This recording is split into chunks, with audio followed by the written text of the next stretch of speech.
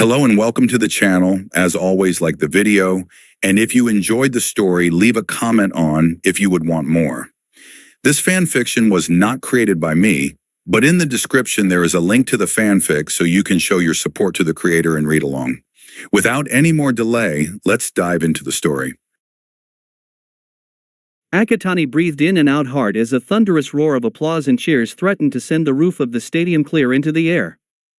Took out a far bigger chunk of his electrical reserves than all of his previous finishing moves.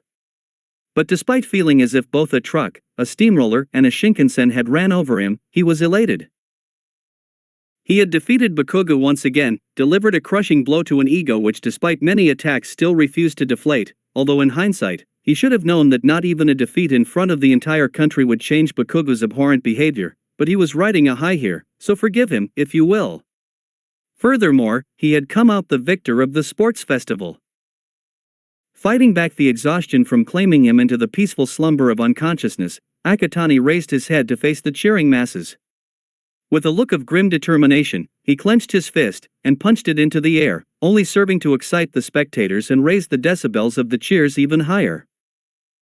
Up in the stands reserved for Class 1A, Kaminari was on his feet, wholeheartedly adding to the growing deluge of noise. Woo! You did it, my man! You showed that son of a bitch who's boss.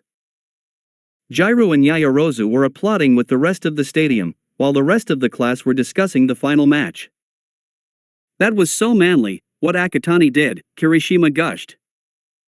But it was a little bit overkill though, Uraraka remarked. A truly epic banquet of madness. Tokoyami cryptically put forth. Ida was about to interject that Akatani didn't need to go to such extremes to take out Bakugo, when he felt his phone buzz in his pocket about an incoming call. Excusing himself, he went into a quiet corridor to answer the call. Checking the caller ID showed his mother's. Ida steeled himself, she must be calling about his performance during the festival. Well, best get it over with, right? He answered the call. Tenya. Mom, I am so sorry, Tenya. I've been trying to call you so many times. You need to come to Hosu General Hospital now. Ida started, Hosu, Hospital? Mom, what happened? He could practically hear the tears falling down his mother's face as she descended into hysterics. It's your brother, he was grievously attacked. Ida almost dropped his phone. The doctors, they say, Tensei is in serious condition. Please Tenya, come quickly. Meanwhile, Akatani was getting a check over by an extremely exasperated recovery girl. You really don't know how to hold back, do you? The Medi heroine admonished after giving him the healing kiss and about a dozen gummies, which he downed in 2 bites. Does quirk exhaustion mean nothing to you? My apologies, I was in an emotional high. Recovery girl sighed, I swear to everything that is holy I will wring Nizu's neck for even thinking of authorizing this mess in the first place. But anyway, you're good to go for the awards ceremony. Just make sure not to use your quirk in any form or another unless in an emergency. And I mean it. Akatani gave her a 2-finger salute, got it, ma'am. The elderly heroine waved him off, prompting Akatani to remove himself from the makeshift infirmary. With the door closing behind him, recovery girl turned to her latest patient to grace her care. The gash in Bakugo's head had been cleaned and sealed, as with all the cuts littering any exposed skin. Hopefully, with a bit of luck it wouldn't scar. Now it was all a matter of waiting for the team to wake up in time for the awards ceremony. Recovery girl didn't need to wait long. Within a few moments, Bakugo stirred, and his eyelids fluttered open. Oh good, you're awake, the Medi heroine approached his side, and you're healing up nicely too. You should be up and ready for the awards ceremony happening within the hour. How the fuck? Language, recovery girl admonished as she checked a clipboard, you were knocked out of bounds by your classmate Akatani's rather, over-the-top final move. Considering what transpired during that time, I was amazed that you weren't more severely injured. Bakugo lapsed into silence as her words registered. The memories slowly returned. Of his battle with Akatani, getting pissed off at his opponent's deadpan jibes, trying to get a rise out of him by dragging the knockoff Pikachu through the mud, only to get blinded by an explosion of light, sent flying by the force of a speeding Shinkansen, followed by darkness as he hit something hard and lost consciousness. But no. There was something else. Something that was missing from the equation, something that wasn't as clear as the memories that were coming back to him bit by bit. A gap in the entire length. Then, he remembered. His opponent had gone on a vicious vitriol against him when he was powering up for his signature howitzer impact attack. Bakugo didn't remember most of what the purple-haired fucker had said, but just as he was about to release his built-up explosion, and moments before the blinding flash of light, the words Akatani said suddenly came back to him with brutal force. Pray that you will become a decent human being in your next life, and take a swan dive off the roof. Kakun. Kakun. Kakun. There was a moment of silence. And the bomb exploded. The entire infirmary shook, almost sending Recovery Girl stumbling to the floor as Bakugo released explosion after explosion, screaming ferally. The blonde lunged out of the cot he was lying on, and rushed for the door like a trapped, enraged animal trying to claw its way out of its cage to freedom. Or in Bakugo's case, trying to get to Akatani so he could turn the purple fucker into a pile of ashes and bloodied bits of flesh. Recovery Girl snapped back to her senses when Bakugo tried to shove her to the side to get to the door. Bakugo! What on earth are you doing? Calm down this instant. The blonde was deaf to her demands. I'll fucking kill him. I'll render his motherfucking goddamn ass into ashes. He is so fucking dead, there will be nothing to bury. I'll fucking destroy him. Bakugo would have succeeded in breaking out of the infirmary if Recovery Girl's Medibots hadn't sprung into action the moment they sensed the danger the youthful heroine was in. 4 robots shot forwards, grabbing Bakugo securely and dragging him back to the cot. The explosive blonde fought savagely, but the robots were made to be extremely resilient, surviving even his explosions. Once forced onto the cot, one of the robots produced a syringe filled with a sedative, and injected it into Bakugo's veins. It worked in seconds, the fight leaving him like a receding wave, his crazed eyes dilating and sliding shut, his expletives slurring into silence. Only when they were certain the blonde was not a danger to others or himself, did the robots release him and return to their charging stations. Recovery Girl sighed, having not expected that sudden descent into madness. Dusting off her lab coat, she went to make a phone call to Principal Nizu. Before Bakugo can appear at the awards ceremony, several safety measures needed to be implemented first. Fireworks went off in a succession of noise and color. Smoke wafted through the stadium, rolling down the spectator stands onto the field. People were cheering, devices were out recording, and the press cameras were going off at several dozen photos per second. Ladies, gentlemen, and everyone in between or outside, after many hours of trials and tribulations, tension, suspense, action and drama, we have come to the end of the first-year sports festival. President Mick's voice rang out excitedly over the stadium, to the roar of the spectators. All of the first-year students, from heroics down to management, were gathered in the center of the field, waiting for the proceedings to continue. We have come a long way to where we are now, so without further ado, take it away, Midnight.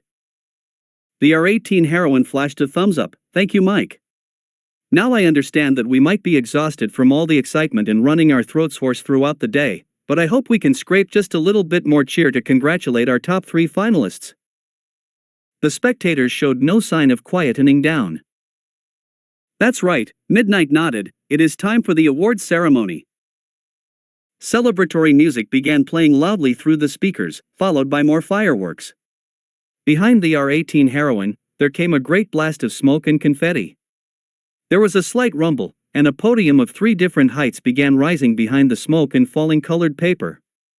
The smoke obscured the identities of the 3 people standing on the podium, but it blew away quickly enough. The watching students both started and sweat dropped. Kaminari, who was standing at the front, couldn't believe his eyes. What the fuck? Jairu was equally stunned. Standing in third place, Hatsum was laughing, waving to the spectators like an excited child. Akatani stood with cool poise, hands by his side in first place. But it was Bakugo, despite being in second place, who was the center of attention. The blonde had a metal muzzle strapped tightly over his mouth, muffling his shouts and screams. His arms and hands were secured in a giant padlock-like device chained to the podium. His body and legs were tied to a large concrete pillar with leather straps, restricting his movement. Despite that, Bakugo still thrashed about wildly like a restrained animal desperate for release. It was a surreal sight, one the press was lapping up greedily, alongside the fact that a non-heroic student had actually made it into the podium. Tomorrow was going to make for one hell of a headline. Midnight threw out a hand. Now, there is literally only one person who is worthy of presenting the medals for such a prestigious event. Deep, booming laughter filled the stadium. People began screaming excitedly, pointing at a silhouette standing on the roof. Akatani bit back the groan rumbling in his throat. "Dear God, please have mercy on my soul." The silhouette jumped off the roof, shouting out loud as he landed on the ground, "Good citizens! I am here," just as Midnight announced him in. It's the number one hero, All Might, right at the same time. Silence permeated the stadium. Akatani, Hatsum, and the watching students all sweat-dropped. Bakugo was still struggling against his restraints. The R18 realized her mistake. "Oh my God. I'm so sorry, I spoke over you." All Might chuckled awkwardly, but gave her an okay gesture. Midnight cleared her throat. "Anyway, now that's that in order, it's time for the presentation of the medals. All Might, it's all you now." The cheers picked up again. A robot carrying a tray with 3 medals came up to the podium. All Might picked up the bronze medal, and stepped up Hatsum, whose eyes were shining with delight. "Young Hatsum, congratulations on being the first non-heroic student to make it to the podium." The number hero slipped the medal over her neck. "You've given us all an incredible performance, shown us that the human mind is a mighty force to be reckoned with, even against quirks. Clearly, your inventions have supported you well." All Might pulled her into a gentle hug. "This is far from the end though. You must continue working hard and smart. Greatness awaits you, when you give it your all." As he pulled away, Hatsum beamed. "I will, All Might sir. I'll rise up to become the world's greatest inventor. And one day, I will make support equipment for you. That is a promise." All Might laughed boisterously. "I'll consider your kind offer, young Hatsum." Stepping down, he picked up the silver medal. He had the still struggling Bakugo, and Akatani could see the awkwardness in the hero's perpetual smile. Inwardly, the purple-haired teen knew this coming scene would be one for the history books and his memory. Young Bakugo, The number one hero was clearly uncomfortable with the number of restraints locking the explosive blonde in place, along with the fact that he seemed to jerking away from the medal. "Come now, don't be like that. You win some, and you lose some." All Might finally approached Bakugo. "Take this as a stepping stone in your journey to becoming the greatest. Continue to improve, and you will emerge victorious." It took a bit of maneuvering, but the hero was able to slip the medal over Bakugo's neck. This only served to enrage the blonde even further, who thrashed his head about in an attempt to throw the medal off of him. It only served for the silver medal to hit him on the forehead, multiple times. Chuckling awkwardly, All Might stepped back down. He picked up the last medal, the gold, and stepped up towards Akatani. The purple-haired teen stared back impassively, face neutrally blank. "Young Akatani, I must sincerely congratulate you on your impressive feats and displays. You have shown great power and skill with your quirk, and commendable sportsmanship towards your fellow competitors. You are indeed a shining example of what the heroics course strives to be, and allow me to honor your glory by presenting you with your hard-earned medal." The teen said nothing, merely tilting his head downwards a bit to let his teacher slip the medal over his neck. He continued to stay impassively silent as All Might wrapped him in a gentle hug. "You are going to go far, my boy. Your path to greatness is right ahead of you, and you've taken the first step today. I am so proud of you." Akatani's eyes flashed. Unbeknownst to everyone watching, he discreetly raised a hand, and jabbed it into All Might's left side. The number one hero flinched. You say that now. But where were you 1 year ago? And all those before that? Suddenly, it was as if everything around them disappeared: the stadium, the spectators, the watching students, Midnight, the press, Bakugo and Hatsum, all gone. It was just All Might and Akatani. Where were you when I was bullied? Where were you when I was told to give up? Where were you when the one person that used to be my friend told me to kill myself? Where was the number one hero, who could have saved a quirkless child and told him that he was proud of him for surviving so far, and that he was a hero in his own right? All Might couldn't move, as if he had been frozen in place. Then came a mirthless chuckle. Oh yeah, that's right. You were with them, telling me to give up my dreams. Telling me to be realistic. Telling me I couldn't be a hero without a quirk. The voice spoke softly, as if only for his ears. But he heard it loud and clear. But look at me now, I have a quirk, a powerful one for that matter, and I am the winner of the sports festival. It's quite poetic, don't you think? All Might wanted to pull back, but his body simply refused to listen. You are nothing but a fucking hypocrite, All Might. Everything you have extolled is a fucking lie, a false fantasy to entice innocent, idealistic children like me towards, only to throw us away and leave us to pick up the pieces. You destroy lives with that smile of yours, which is as fake as the platitudes you feed me today. You are called the symbol of peace, but it should rightly be the symbol of hypocrisy. The voice paused, letting what it said sink in, before continuing again. Change is coming. No one sees it yet, and especially not you. But it is coming, like a creature in the night. Whether you want it or not, it will come. And it will sweep away you, and the rest of this fucked up society with it. And I am going to be the one spearheading the fallout. I just hope you have a contingency plan, All Might, because some way or another, you will become a bygone has-been in a different world. I'm only telling you this, because I have an actual moral compass and a heart, unlike you.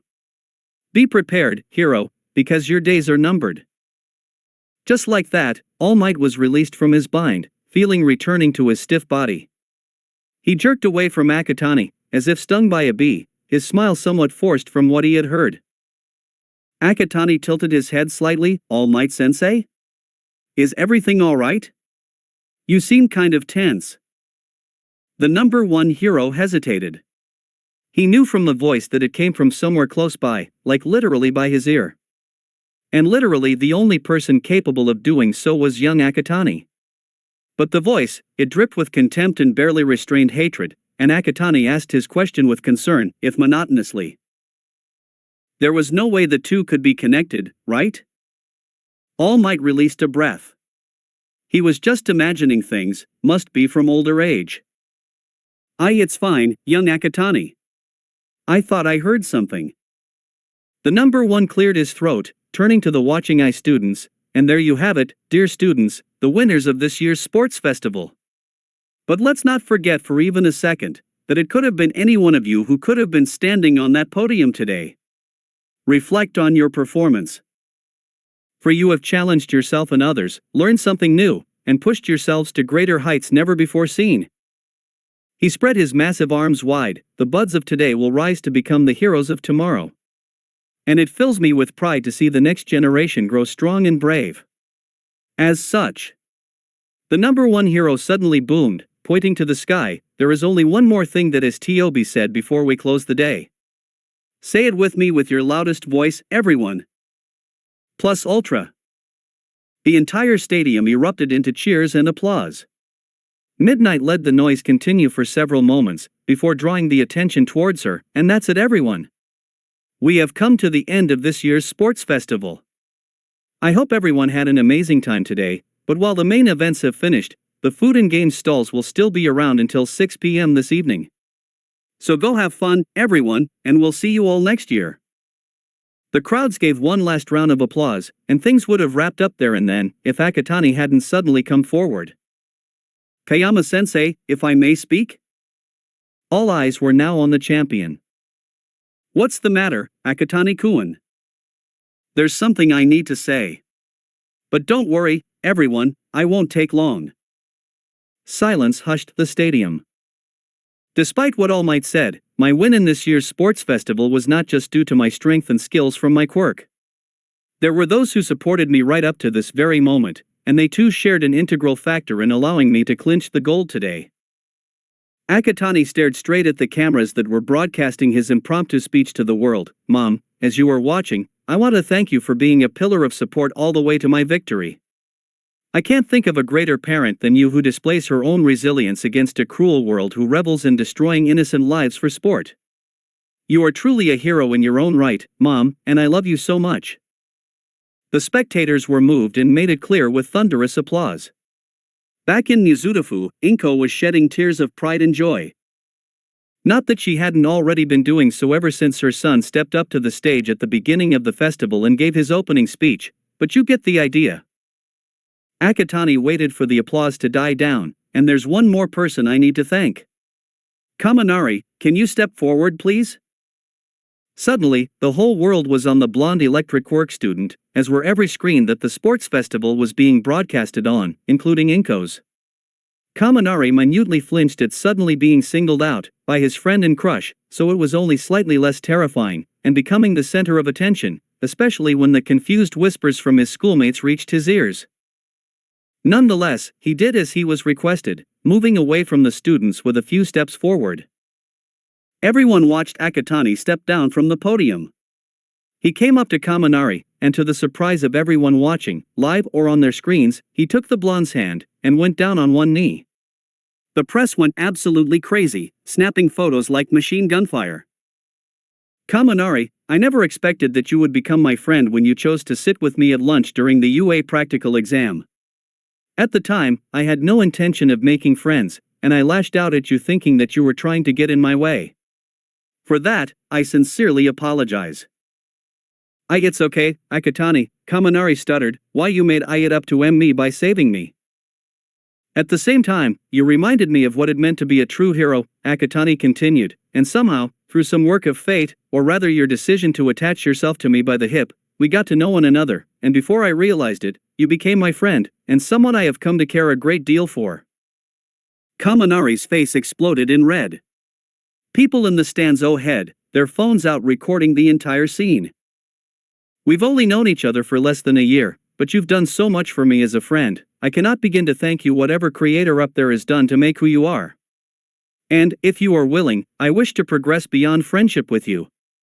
So Kaminari Denki, will you go steady with me? Excited screams and squeals ricocheted across the stadium. The students were sent into a right tizzy. Midnight's jaw was hanging open, and even All Might was taken aback. The flashing of camera bulbs became almost strobe-like. Present Mike was running his mouth at the display in the background, barely heard over the hubbub that descended over the stadium. Kaminari, on the other hand, was dead silent. His face was completely red, his eyes wide, and mouth hanging slightly open. His brain was shutting down, rendering him unable to come up with a verbal response. Did I come on too sudden? Akatani asked, I'm sorry. Then, how about we start slowly? Are you free tomorrow? Your choice of time and place. Just tell me, and it will be done. This time, Kaminari was able to respond. He slowly nodded. Great, Akatani let a grin appear on his lips. He rose to his feet, a hand rising up to cup Kaminari's cheek. It's a date. The purple-haired teen leaned in and kissed the blonde's cheek. The spectators went absolutely crazy, the shrieks and squeals shooting up into ear-splitting decibels. Present Mike was completely mind-blown. Talk about smooth. Not only is Akatani Makumo an orator that harangues the masses, he is such a suave silver tongue that not even those of the same gender can resist melting into a puddle. Indeed, Kaminari was so taken away that he literally began sparking right in front of Akatani. His electrical currents overloaded his senses and brain, shutting down all but the most basic functions. The purple-haired teen was quick to catch his friend as he crumpled to the ground, eyes glazed over and a bit of drool leaking from his ajar mouth. If anything, Akatani retained his grin. He turned to Midnight, I'll just be off to recovery girl. The R18 heroine, too stunned to speak, merely nodded. Given the affirmative, Akatani shifted Kaminari into a bridal carry, and kick-started his electric flight. Ignoring everything happening around him, Akatani flew through a set of metal doors, Kaminari in his arms, to the makeshift infirmary, disappearing from sight. And that, dear listeners, President Mike said, slightly calmer, is a surefire way to get yourself a man, so you better take notes. So with a new relationship blossoming before our eyes, we've come to the end of the sports festival, so I hope everyone has had a wonderful time today, and as Midnight said earlier, we'll see you all next year. So have a great day, listeners, and this is President Mike and Eraserhead. Signing off, the pair finished together, one with more enthusiasm than the other. Akatani hadn't even knocked on the infirmary door when it opened. Why am I not surprised that you decide to do something that puts someone under my care again? Recovery Girl asked exasperatedly. I regret nothing, the teen replied, stepping inside. This is something I needed to do for a long time now. The youthful heroine sighed, just put him on the cot, Akatani-kun. Are you going to stay until he wakes up? I need to sort out a few things first, he replied, but I'll be back. Recovery Girl waved him off, going to tend to the electrocuted blonde. Akatani slipped out of the infirmary and hurried along the corridors to the locker rooms. Stepping over the trail of purple and crimson liquid, Akatani opened the locker where the liquid was slowly dripping from. Fighting down the urge to gag, he stuck his hand inside and pulled out a still unconscious Mineta by the ankle. With his cargo in hand, Akatani hurried out of the locker room towards the exits. From there, he flew all the way back to the UA campus, before hurrying up to the principal's office. Reaching the doors, he knocked loudly. Come in. Akatani pushed the door open, stepping inside. Nizu looked up from his desk. Oh. Akatani-kun, what brings you here? This, Principal Nizu. Akatani threw the unconscious, bleeding body of Mineta at the foot of the desk. Nizu got up onto his desk to get a better look. Is that your classmate, Mineta Minoru? Nizu asked, and why is he so badly beaten up? I caught this son of a motherfucking whore digging through the girls' locker room for bras and panties, Akatani explained. He tried to escape, so I was forced to rough him up to stop him. This is the latest time he outraged the modesty and dignity of female students, including my own classmates in 1A. Nizu steeped his paws together, latest time? He's been nothing but a disgusting pervert ever since school started, always trying to molest the girls or displaying lewd, lecherous behavior towards them. I don't know what in the fucking hell possessed you and the staff to accept this kind of scum into the heroics course, but this is beyond acceptable not just for my female classmates, but UA as a whole. The rat? Bear? Mouse, Principal Hund, leaping off his desk to examine the body before him. His beady eyes narrowed at the number of undergarments stuck to remaining balls on his head. I agree with you wholeheartedly, Akatani-kun. I have been receiving numerous complaints about Mineta's abhorrent behavior for quite a while now, but I believed he could be reformed through stiff punishment by your teacher. It appears that this has failed to serve as a deterrent, and Mineta has proven he is irredeemable. He will be expelled from UA effective immediately. Akatani nodded. It's the least that can be done, especially for my female classmates, because I think his behavior warrants a police report and sentencing to juvenile detention. A logical move, if we can provide evidence of him exhibiting such behavior for much longer than his time in UA, Nizu surmised, but the glint in his eyes made it clear that some investigation work was going to be carried out soon. On other matters though, this means that there will be an open spot in Class 1A. If I may, Principal Nizu, Akatani cut in, and continued with permission, I have a recommendation for that open spot. And who would that be? Nizu tilted his head. Shinso Hitoshi, from Class 1C. Shinso? The student you beat early during the last round of the sports festival, the principal questioned. May I ask why him? He didn't have that great a showing during the festival, not after he insulted your soon-to-be boyfriend. We're selling him short here, Principal Nizu, Akatani replied. His quirk, brainwashing, is a potentially powerful quirk that could save countless lives in heroics. My educated guess is that Shinso-kun is in general education was due to his quirk being useless against robots. Think about it, Principal Nizu, you have a hostage situation, and all it takes is one word for the villains to release the hostages and turn themselves into law enforcement. Or an intelligence gathering, where Shinso can go undercover, use his quirk on unsuspecting villains and boom, he has all their plans and movements. Pass it on to law enforcement, and we have a successful raid. The teen gave Nizu a pointed look. Shinso has been told all his life that he couldn't be a hero, that all he was ever worth was being a villain. This has left him bitter with the world, which is dangerous for an impressionable teenager. Not only are we preventing a potential villain from being born, we are also showing Shinso that the world is not all bleak dreariness, that there are people who believe in him and will support him. It's the least we can do for him given his less than stellar upbringing. Silence followed his impromptu speech. Nizu broke it by chuckling. You make quite the compelling case there, Akatani-kun, especially for someone who insulted your soon-to-be boyfriend. Akatani shrugged. He was doing whatever it took to win, and his bitterness is something that can be amended. Nizu nodded. I'll consider your proposal, rest assured. The teen hummed. The look in his principal's eyes was more than enough to know that he had succeeded. Shinso was going to be his classmate in the coming future, quite possibly even when school resumed next week. Now, is there anything else? I do need to call Recovery Girl to remove this disgusting filth of a human who is currently staining my carpet. No, Principal Nizu, I'll leave you to deal with the grapist, Akatani bowed respectfully. You should hurry back to the infirmary then, Nizu grinned. Kaminari should be coming around anytime soon. I will, thank you for your time, Principal Nizu. Oh, it's my pleasure, Akatani-kun. And remember, my door is always open to you, and I am one phone call away. The teen nodded, before departing from the office. With the door closing shut, Nizu reached for his phone, intending to call the youthful heroine to send one of the robots up to collect the brutalized Mineta ruining his carpet. Thank heavens he knew a specialty laundromat that operated every day of the week.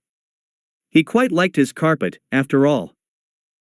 Meanwhile, many miles away in Hoso General Hospital, Ida Tenya had just reached the receptionist's desk after a tense journey on the Shinkansen and an agonizingly slow ride through the city in the middle of the evening peak hour traffic. Excuse me, I need to know which room is Ida Tensei warded in. He's in room 337. Thank you. With a quick bow, Ida dashed away from the desk, ignoring the receptionist's call to not run in the hospital. Running up the stairs, not bothering to wait for the elevator, and through the corridors, he eventually spotted his mother sitting outside his brother's room, wringing her hands tensely. Mom! The older woman shot up. Tenya. How is Tensei? Is he? Tenya, he's. His mother choked up. Not wasting a second, Ida turned and threw the ward door open. Big brother. Tenya, keep it down, put on a mask first. Ida stared at what he saw with stricken eyes. His older brother, Ingenium, his role model growing up as a child, strong and righteous, lying weak and defenseless on the hospital bed, wrapped in bandages, hooked up to various machines, and an oxygen mask strapped over his nose and mouth. A huge piece of gauze covered his stomach. Ida barely heard one of the doctors comment about how lucky Tensei was. If the surgery had been delayed by minutes, there was little chance that the pro-hero would not have made it out of the operating theater alive. The bespectacled teen stumbled to his brother's bedside. Tensei, can you hear me? Slowly, the pro-hero's eyes opened. Hey, little brother. Tensei, please tell me that you will be okay. Tell me that you'll pull through this. Ida pleaded desperately, as his mother slid to the floor at the doorway, her legs giving out. I'm so sorry. Ingenium struggled through the anesthesia. I'm supposed to be your role model. But, look at me now. Tears began pooling over Ida's eyes, as his brother's next words pierced through his heart. Tenya, I'm so sorry, I've failed you. Legs trembling, Ida crumpled to the floor. The tears began to fall, as his wretched sobs echoed alongside the weak beeps of the heart monitor. Will he wake soon? Akatani asked. Should be, Recovery Girl replied from her desk. It's not as serious as actual quirk overuse. Could be any time now. The purple-haired teen turned back to his sleeping friend. This was the second time Kaminari was in the makeshift infirmary, once again from having his brain fried by his electricity. Recovery Girl had done all that was necessary, now it was just a matter of Kaminari waking up. Akatani didn't want to wait too long. The day was beginning to end, and he himself was starting to get a little tired from the day's events. He remembered what he did the last time round that roused Kaminari from his slumber. He wondered if it would work again. Shrugging to himself, Akatani leaned over his friend's body, gently pushed the hair away from his face, and kissed the blonde's forehead softly. No sooner had he pulled away, did Kaminari start to stir. His eyelids fluttered open. Wakey wakey, sleeping beauty. Kaminari blinked, turning to look Akatani. Did you just call me sleeping beauty? I did, the purple-haired teen unashamedly. You did wake up after a kiss, twice so far. A flash of red spread across Kaminari's cheeks. Don't tease me. It's true though, Akatani continued, taking the blonde's hand into his, though the second time was my fault. If I had known you were going to electrocute yourself from being asked out in front of the country, I would have done it somewhere more private. Kaminari's blush intensified. But you don't regret it, don't you? Absolutely not, came with a teasing grin. Kaminari made an embarrassed noise, slowly sitting up with Akatani's help. Is the offer still on though? It's your call, Akatani replied, gently kissing his hand. Time and place, it's all on you. Kaminari let out a quiet mewl. Can we go out tomorrow? I'll tell you where I want to go by tonight. Akatani nodded. Sure thing. Your wish is my command. Leaning in, the purple-haired teen kissed his friend's cheek again, pulling a soft meep from the blonde. From her desk, Recovery Girl loathed to have to interrupt the immensely adorable scene before her, but duty calls. You two might want to start moving, the rest of your class should have been dismissed by now. And I hardly think a makeshift infirmary is where you want to plan your first date. That is true, Recovery Girl, Akatani nodded. In one fell swoop and a soft eep, Kaminari was scooped up from the cot into a bridal carry. We'll be taking our leave now. Be sure to get home safe. I'll make sure of that. With a final bow, Akatani departed from the infirmary, Kaminari in his arms. You can put me down, you know, the blonde said as they headed for the locker rooms. I can walk. Let me treat you like a princess for a time. Kaminari's face flushed red again, and he resigned himself to being carried by his friend's strong arms. Deep down though, his heart was squealing. Akatani did put Kaminari down to his feet inside the locker room to allow both of them to change. They did so in comfortable silence, and were just finishing up when something decidedly unwelcome chose to ruin the moment by slamming the door of the locker room open, startling Kaminari and making Akatani look up. You fucking piece of shit. There, at the doorway, looking quite murderous, was Bakugo, sans his silver medal. Yes? What do you want? Akatani drawled. The explosive blonde stormed up to the purple-haired teen, grabbing him by the collar. You motherfucking cunt, you think it's so funny, eh? Akatani raised an eyebrow. What's so funny? You will have to enlighten me, Bakaho. Snarling, Bakugo pushed Akatani backwards against the lockers hard. To the latter's credit, he didn't even flinch. You think acting clueless is going to cover your arse? Do you honestly fucking think you can call me that to my face? Call you what? Akatani shot back. I don't even know what you are referring to. You fucking know what the hell I am talking about. Bakugo screamed. How the hell do you know the name? What name? Kakin, you arse-licking son of a ARGH. Not liking the situation one bit, Kaminari discharged a strong bolt of electricity at Bakugo's side. Reeling from the paralyzing shock, he let go of Akatani, who quickly retaliated by kicking Bakugo right in the groin, before a roundhouse kick to his unaffected side, sending the explosive blonde slamming into a bench with a loud crash.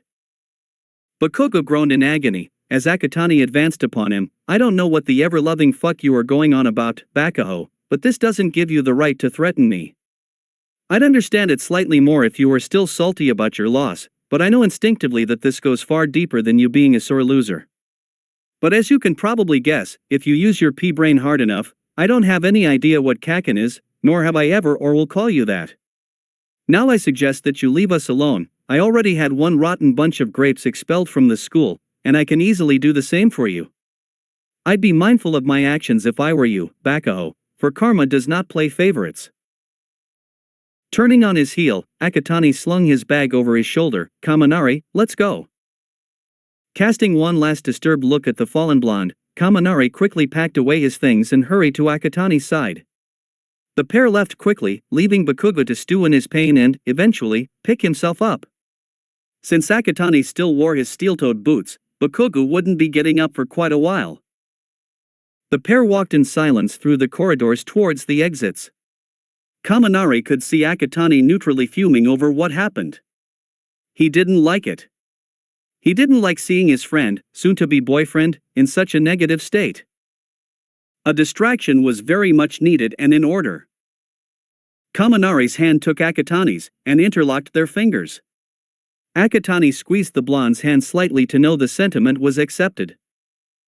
Say, when you said one rotten bunch of grapes, did you mean? Yep, it's Mineta. Kaminari's eyes widened. How? I chanced upon two general education girls earlier during the festival. They told me something was rummaging through their lockers. So with their permission, I went inside to investigate. Lo and behold, I find the motherfucking son of a bitch and dozens of pairs of undergarments draped over his body, looking decidedly breathless. He tried to escape, but I threw hands and quirk at him. I dragged his unconscious, non-existent ass back to our locker room, threw him into one, and left him there until the end of the festival, or after the awards ceremony. I dragged his bleeding body all the way to Principal Nizu's office. The rest is history from there. Wow, well that explains the dry trail of purple and crimson, Kaminari whistled, before shrugging. Oh well, if anything, we don't have to worry about his dirty presence any longer. I don't like washing my hands multiple times in one setting, but you get my point? I do, Akatani nodded. Silence for a few moments. The exits was just around the corner. Hey, that means that our class now has an empty spot. Kaminari suddenly broke the quiet. Do you have any idea who was going to take the bastard's place? They had just turned the corner, the exit within sight. Akatani spotted someone waiting by the doors. A bit closer, he recognized the gravity-defying lilac hair and the eye bags. It was Shinso. Speak of the devil and he will appear, Akatani thought to himself. Kaminari, before I answer your question, I want you to play along with me. Eh? Why? Hopefully, what happens next will make things clearer. For now, just play along. Kaminari was still confused, but nodded. The pair reached the doors, their footsteps catching the brainwasher's attention. Shinsu-kun. Oh, it's you too. Shinso looked a bit nervous. What's the matter? Are you waiting for someone? Asked Kaminari. Actually, yes. Shinso turned to the blonde. You're Kaminari, right? At his nod, Shinso surprised him by bending 90 degrees at the waist. I wish to apologize to you for insulting your dignity during the festival. It was wrong of me to tarnish your name just to advance in the competition, when I should have used my own skills instead. I only beg your forgiveness for my error. Kaminari took a moment to compose himself. I forgive you, Shinsu-kun, since you've no doubt learnt your lesson when Akatani nearly strangled you to death. Righting himself, Shinso absently rubbed his throat. Yeah, I actually saw my life flash before my eyes, and it made me realize how wrong I was to just blame others, and not personally work to improve things. Well, it's good that you know that now, and are actively working towards changing mindsets, Akatani said sternly. Shinso nodded quietly, eyes face down. Akatani decided to offer him an olive branch. Hey, eyes up. Kaminari has already forgiven you. What's in the past stays in the past, am I right? Again, Shinso nodded. But at least he wasn't so downcast now. And besides, you will be given chances to work towards self-improvement in the coming days, for sure. What do you mean? The brainwasher asked. This might be completely irrelevant, but someone from our class just got expelled today. You might remember him as Mineta Minoru, or the pervert with grapes for hair. Yeah, but what are you talking about? All I'm saying is that there's an open spot in our class, Akatani shrugged. That's all really, just thought you should know. Anyway, it's getting late, I need to send Kaminari home. I'll see you in class next Monday. Kaminari nodded, see you then, Shinso-kun. Shinso watched the pair leave through the doors. For a moment, his mind was as blank as a person he had just brainwashed. Then it began replaying the last words Akatani and Kaminari spoke to him. It slowly connected the dots. His eyes widened. He threw the doors open and rushed outside. Akatani and Kaminari were not too far off yet. Wait! Shinso called out to them. They turned around. What do you mean by that? Kaminari just gave him a knowing smile. Akatani winked. That was all they did before running off towards the gates, hand in hand. Shinso wanted to run after them, demand that they give him an explanation. But his feet were frozen, his mind too distracted with itself to get his legs moving, far too busy debating with itself on whether he had heard right, and had guessed what both heroic students were implying. Surely not, right? He didn't place well in the festival, and only non-heroic students who made it to top 5, heck, maybe even only the top 3 before they are considered a place in the heroics course. He was far from that, so why were they implying? Suddenly, Shinso felt a buzzing inside his pocket. It was an incoming call, and it was an unknown number. He answered, hello? Good evening. Am I speaking to Shinso Hitoshi? Came a bright, chippy voice. Yes, this is him speaking. Who is this? It's Principal Nizu, Shinso-kun. Shinso stiffened. How may I help you, sir? Are you still at the stadium? If you are, I hope you can swing by my office, I do wish to speak with you. Fear began to creep up his throat. Did he? You're not in trouble, I can assure you, Shinso-kun. It is a rather important matter I do need to discuss with you, however, so I do appreciate it if you could come to my office at your earliest convenience. Shinso thought about it. His guardians honestly didn't really care what time he returned home, in fact they didn't really seem to care much about anything unless it's about basic necessities. And besides, it's not like he has a choice on this matter anyway, this was the principal he was speaking to. I am still at the stadium, sir. I'll make my over as quickly as possible. Splendid. Then I'll see you soon, Shinso-kun. Take care. With that, the principal hung up. Staring at his phone, Shinso wondered if the evening was going to get any more weirder. But he had no time to contemplate, he didn't want to keep the mammal waiting after all. Do you think Shinso-kun got the hint? Kaminari asked. I think so, Akatani replied. I don't see him as someone not being able to pick up an implication after a few moments of thought. True. The pair reached the entrance of UA Station. Hey Akatani? Call me Denki from now on, will you? Kaminari blushed slightly. Since we're going to become a couple in the near future, don't you think it's appropriate? Akatani smiled, bringing Kaminari's hand up to kiss it. It's more than appropriate, as long as you call me Makumo in return. Kaminari's blush deepened, but he smiled too. Oh okay. The pair made their way down into the station concourse. Akatani spoke again, just remember to tell me what you want to do tomorrow. Don't worry about anything, it's all on you. Kaminari nodded, blush unabated, I will. He couldn't wait for tomorrow. In a small bedroom just down the corridor from a dingy, but well-maintained bar, a certain blue-haired man-child with terrible skin crouched in front of a computer monitor, watching the live coverage of the UA Sports Festival as it happened. As the spectators cheered amidst mixed excited commentary, he sneered irritably, especially when the focus was turned on a purple-haired vice president from Class 1A plowing his way through the competition. Watching Akatani Makumo take down his competitors with ease, Shigaraki began scratching at his neck furiously. I'll kill him. One day, he will be dead by my hands. He thinks he's so strong, he'll be nothing but dust when I'm done with him. The final push to that resolve came when Akatani appeared at the top of the podium at the end, just as Shigaraki's incessant scratching broke the skin, blood rising up the rupture and trickling down his neck in a thin trail. Shigaraki growled. Akatani came home to a happy crying mother, both for his victory and the moving dedication he made for her on live television.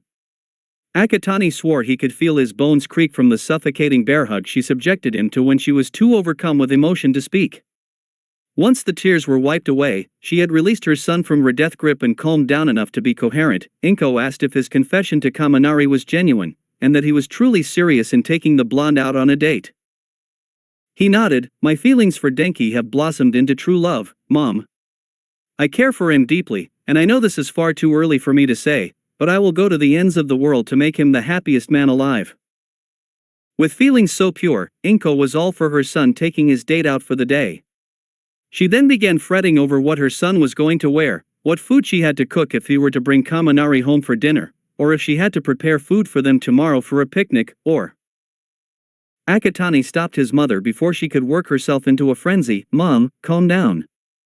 It's all up to Denki. He'll contact me later on what he wants to do tomorrow. I'll let you know as soon as he does so. No need to panic just yet. Inko took her deep breaths. I understand, Makomo.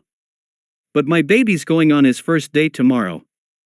How can a mother not be excited and worried about it and whether it goes well or not? You need not worry, Mom, Akatani reassured her. I'll make sure tomorrow goes off without a hitch. He didn't know it at the time, but he will be staying true to that statement. Just not in the way he meant it to be. In the end, Inko didn't really need to do much in preparation for the date. An hour after their conversation, Akatani received a call from Kaminari. After a brief moment to complain about how his parents teased him about what happened during the sports festival, Akatani had to hold in the chuckle when Kaminari recounted burying his face and making dying whale noises when footage of their flight in the first obstacle was rewound for him to watch. Kaminari quickly revealed that his parents were also supportive of their date, even reading off a list of potential date activities his mother came up with on the spot. Akatani's sweat dropped at how long the list was, eventually asking, "So what do you want to do tomorrow?" Kaminari made a noise of trepidation. Actually, if you don't mind, I want to spend tomorrow working out." "Oh? Why?" "Because, oh my god, this is so embarrassing." Akatani could hear his date fumbling over the phone. "It's because, you know what, fuck it. Iliko yorbo deluxe and I want to be a spuffasiu." What? Could you repeat that?" Kaminari took a deep breath. "I'm really attracted to your physique, and I want a body like yours too." "That's fine, but why did you have to say it so fast earlier?" "There's nothing embarrassing about that." "Well, I thought you were going to tease me about it." "Why on earth will I do that?" Akatani asked incredulously. You see, back when I was beginning to have a crush on you, I researched on same-sex relationships," Kaminari explained. "I came across this dating magazine which talked about relationship dynamics. For us males, there is the seme and the yuke, the dominant and submissive ones in a relationship, respectively. The seme is usually more muscular in appearance and more proactive, while the yuke is slimmer and usually more reactive. I made the connection between the both of us, and well, I also read that a common trait of semes is to tease their yukes to make them squirm." "You will not define yourself with harmful heteronormal stereotypes," Akatani interjected firmly. "If we are going to pursue this relationship, we are going to be standing on equal planes. We are neither seme or yuke. I will not have my partner think that he is any less of a person than he rightfully is. Do you understand that?" It took a moment for Kaminari to reply. "Why yes, Makumo." "Good, that's settled then," Akatani relaxed. "We'll go to my local gym tomorrow. I'll pick you up at the station." "Is there anything else you want to do?" Kaminari thought about it for a moment. "Maybe we can go to a cat cafe after that? I've never been to one of those before." "We can do that too," Akatani replied. "I know of a few in my area, though we'll have to take the train." "Are you okay with that?" "That's fine." "Great, everything's good to go then," Akatani nodded. "Let's say that we meet at the station at 9 tomorrow?" "Sure thing." "Alright, I'll see you then." "Good night, Denki." The purple-haired teen blew a kiss into his phone. Kaminari made a love-struck noise, "Good night, Mikumo." After that, the connection was cut. Akatani allowed a small grin, putting his phone aside to charge for the night. Getting up to switch off the lights, he ambled back to his bed and slipped under the covers for a good night's rest. Akatani checked his watch. It was 5 minutes to 9 in the morning. Hopefully Kaminari would manage to arrive on time. He couldn't wait to spend the entire day with his date, after all. Oh my god. You're Akatani Mikumo, sports festival champion. The teen inwardly sighed, maintaining a neutral expression when a group of middle schoolers rush up to him like a bunch of rabid fans. Ever since leaving his apartment, he had been stopped and inundated with praise and congratulations from pretty much the entire general public. Old and young alike, many coming up to shake his hand, ask for autographs and selfies, even being offered business propositions for advertising and modeling gigs by company representatives of varying degrees of legitimacy. He understood that this was bound to happen as the entire country, at the very least, was watching him win the festival, but this was slowly inching towards ridiculous territory. He just hoped that Kaminari would arrive soon, before he accidentally lost his cool on an innocent person. Mikumo. Akatani barely had time to turn around when a familiar blonde date crashed right into him, almost sending him over had it not been for the former's strength in keeping them steady. Akatani wrapped his arms tightly around his date in a strong hug, lifting him off the ground. Honestly, that drew a few stares from other commuters, but given Akatani's public confession to Kaminari at the end of the festival, most didn't really care, ignoring the scarred teen spin his date in the air once before putting him back onto the ground again. "I'm so sorry for being late, there was a train delay along my usual line." "It's no problem, Denki. I'm just so glad you made it." Kaminari pulled away, and there were the interruptions. "I was stopped by God knows how many people either recognizing me from the festival or congratulating me on scoring a date with the winner. I almost missed my train because of that." "You too, huh?" Akatani raised an eyebrow. "I got mostly congratulations from winning the festival, but the most ridiculous interactions were from representatives who came up to me offering modeling gigs. I swear some of them were shady as fuck." "Let me guess," Kaminari thought about it, "men in suits, crooked smiles, sunglasses and cigarettes sticking out of their mouths?" Akatani frowned. Not quite, though the smiles were not far from the truth. "I just got a really exploitative vibe from them. And of fucking course no cigarettes, you can't smoke in the train stations." "I know. I'm just kidding with ya." Kaminari threw his arm over his date's shoulders. "So, we good to go?" "Yep." "So is this the place?" "Yep, it's just like your typical gym." The pair were in one of Muzutafo's shopping complexes, standing at the front doors of a privately owned gym. It was quite big, taking up almost half the space available on the floor it was situated. As it was also the weekend, the gym was packed with patrons. At the back of his mind, Kaminari wondered if they would be able to get anything done at such a rate. "It's quite crowded." "Don't worry, it's not so bad," Akatani reassured, taking his date's hand. "The gym has a strict policy of no more than a half hour for treadmills and bicycles, 15 minutes for weight machines, and 10 minutes for free weights per patron." "Really?" "Really," the purple-haired teen nodded. "I've known the owners for months now. They are extremely particular about giving every single patron a chance on their desired workout. And they enforce this rule strictly. The only places that don't have cameras covering every angle are the locker rooms and the showers. They have an employee monitor the cameras and make announcements to move people along should they spend too much time in a particular spot. That's really efficient of them." "You got that right." Akatani opened the door for his date, letting him first before entering himself. Inside, the sounds of grunting, hard breaths, treadmills running, iron being pumped and incoherent chatter mixed together in an amalgam of noise. Akatani led his date towards the front desk, signing them both in, Kaminari as his guest, and collecting towels for themselves. Just as they were about to go, the door behind the desk opened. Out stepped a man with long aquamarine hair tied back in a loose ponytail. He was leanly muscular, had fins in place of ears, scales dotted his cheeks and exposed arms, and his fingers were webbed. He was extremely good-looking, Kaminari inwardly noted. The man's eyes lit up when he noticed them. Hey! How's the champion doing? I'm doing fine, Sakanama-san. You did great during the sports festival, Sakanama continued with a toothy grin, and you won me a bet with Tsuchiji. You bet on me? Of course we did. You know how competitive we are over everything. Now Tsuchiji owes me a date at that really expensive seafood restaurant downtown tonight.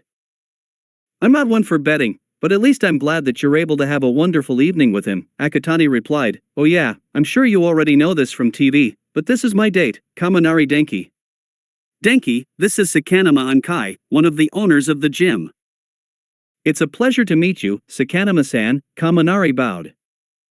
Likewise, Kaminari-kun. I'm surprised, though, that you wanted to spend your date here. I thought a nice restaurant or cafe would have been a better place. We are going to a cat cafe after this, Akatani clarified.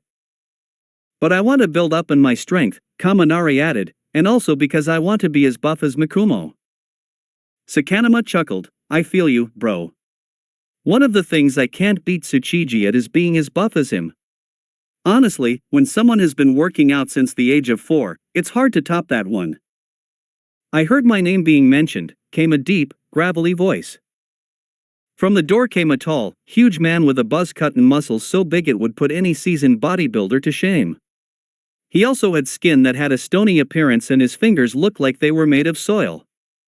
Kaminari blushed at how the muscles rippled with every small movement, despite how hard the skin was. And the god himself has been summoned, Sakanama teased. Kaminari-kun, this is Rikujo Tsuchiji, co-owner of this establishment, and my loving boyfriend. It's a pleasure to meet you, Rikujo-san, the electric blonde slightly stuttered. Pleasure, Rikujo nodded. You okay there, kid? You're really red. Sakanama had a knowing look, confiding to his boyfriend, I think he's quite taken to your eye-catching appearance, Tsuchiji. Understanding the insinuation, Rikujo smirked. Oh? See something you like? The man flexed his bicep, and chuckled at how Kaminari's blush intensified, sparks of electricity crackling throughout his body. Akatani was not amused. I'd appreciate it if you would not short-circuit my date, Rikujo-san. I know, I'm just teasing him, the man laughed. Anyway, we won't disturb you two any longer. Have a great workout, and remember to follow the rules. Thank you, and we will, Akatani nodded. Let's go, Denki. Taking Kaminari's hand, he led them to the lockers to stow away their belongings. The pair then went to an empty section to the side of the gym which was lined with mirrors and had mats stacked up against it. Alright, first things first, stretching, said Akatani, follow my lead. One thing that Kaminari quickly learned about his date was that he was extremely flexible. Akatani was able to reach various parts of his body as easily as breathing, while he was having difficulty even touching his toes in a downward stretch. Though, that may have also been because he was just the tiniest bit distracted by his date's muscles. It's okay if you can't go all the way, Akatani reassured, your body is just not used to it. Over time you will achieve better flexibility. Kaminari felt a little better after that. Once stretching was done, came the real workout. Akatani took his role as the personal trainer very seriously, Kaminari realized. At every weight machine, he would analyze the blonde's form, movement and placement of effort, correcting any imperfections that could otherwise cause damage to his muscles or tendons if he were to keep going at it. Even at the free weights, Akatani always positioned himself behind Kaminari, guiding him in the proper way of lifting the dumbbells without straining his muscles until he was sure the blonde could do it by himself. Then again, Kaminari was distracted once more, feeling his date's hard, muscled chest press up behind his back, his calloused hands guiding his own and basically being enveloped in Akatani's warmth. Can you really blame him for not being able to keep his concentration on track at all times? Anyway, flustered hearts aside, Kaminari went through quite a good workout in his terms. Akatani made sure to set the weights were set at what was comfortable for him, and he made him take breaks in between sets and machines to replenish his fluid levels. Akatani also served as a pseudo-cheerleader of sorts, encouraging him through difficult reps and rewarding him with hugs and kisses to the cheek for every completed set. Kaminari quite liked that, to be honest. As it was, he had just finished his latest set of 20 reps doing a dumbbell bench press. Setting the dumbbells down, he lifted himself up from the bench, panting a bit from the exertion. "You did well, Denki, good job," Akatani praised, leaning in to kiss his date on the cheek. Kaminari giggled.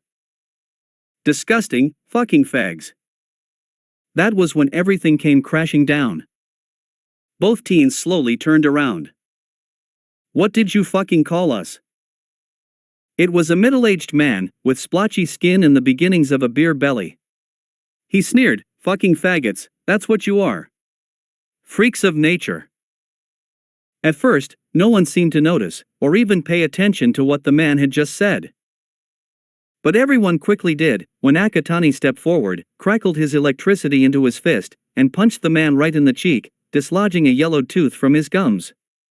The force of the impact sent the man crashing to the ground, barely missing another gymgoer who was only innocently passing by. People shrieked. Heads and eyes turned. Conversations were silenced and workouts interrupted. The splotchy man growled as he tried to pick himself up, "You piece of..." Akatani produced a whip of electricity and cracked it over the man's exposed skin, making him shout in pain. His skin broke, letting blood seep out. "Words cannot describe your stain upon this world, you motherfucking douchebag." The man stood no chance as Kaminari appeared, struggling with a 10-kilogram dumbbell. The blonde threw the dumbbell onto the man's stomach, forcing spittle and phlegm to spray from his mouth. As the watching crowd took steps back, Sakanama and Rikujo came running to the scene. "What's going on here?" asked Sakanama. "This homophobic son of a bitch called us disgusting, fucking fags and freaks of nature because he saw me kissing my date, Sakanama-san. We took offense to that." Akatani replied. Then came a collective shiver as a dark aura began rising around Rikujo. "Nibiki, this is the 10th complaint we've heard about you in less than a week, but you have crossed the line with that slur. I don't know what your problem is for not knowing basic decency, but you clearly don't have the right to remain a member of this gym." The towering mass of muscle stepped forward, and grabbed the groaning Nibiki by the scruff of his tank top. He turned to his boyfriend, "Ankai, go and remove this filth from the members' register and put a lifetime ban on his name. I'm going to throw him out." Sakanama nodded grimly. He turned to the two teens, "Are you both alright?" "We're fine," said Akatani. "Has that man really been causing problems for a while now?" asked Kaminari. "Unfortunately," Sakanama confirmed, "I'm sorry that your date was interrupted by that horrible man." "That's okay," Kaminari perked up, "we both handed his ass to him, so it's all good." "If you say so." As Sakanama left, Akatani turned to his date, "Denki, are you really feeling okay?"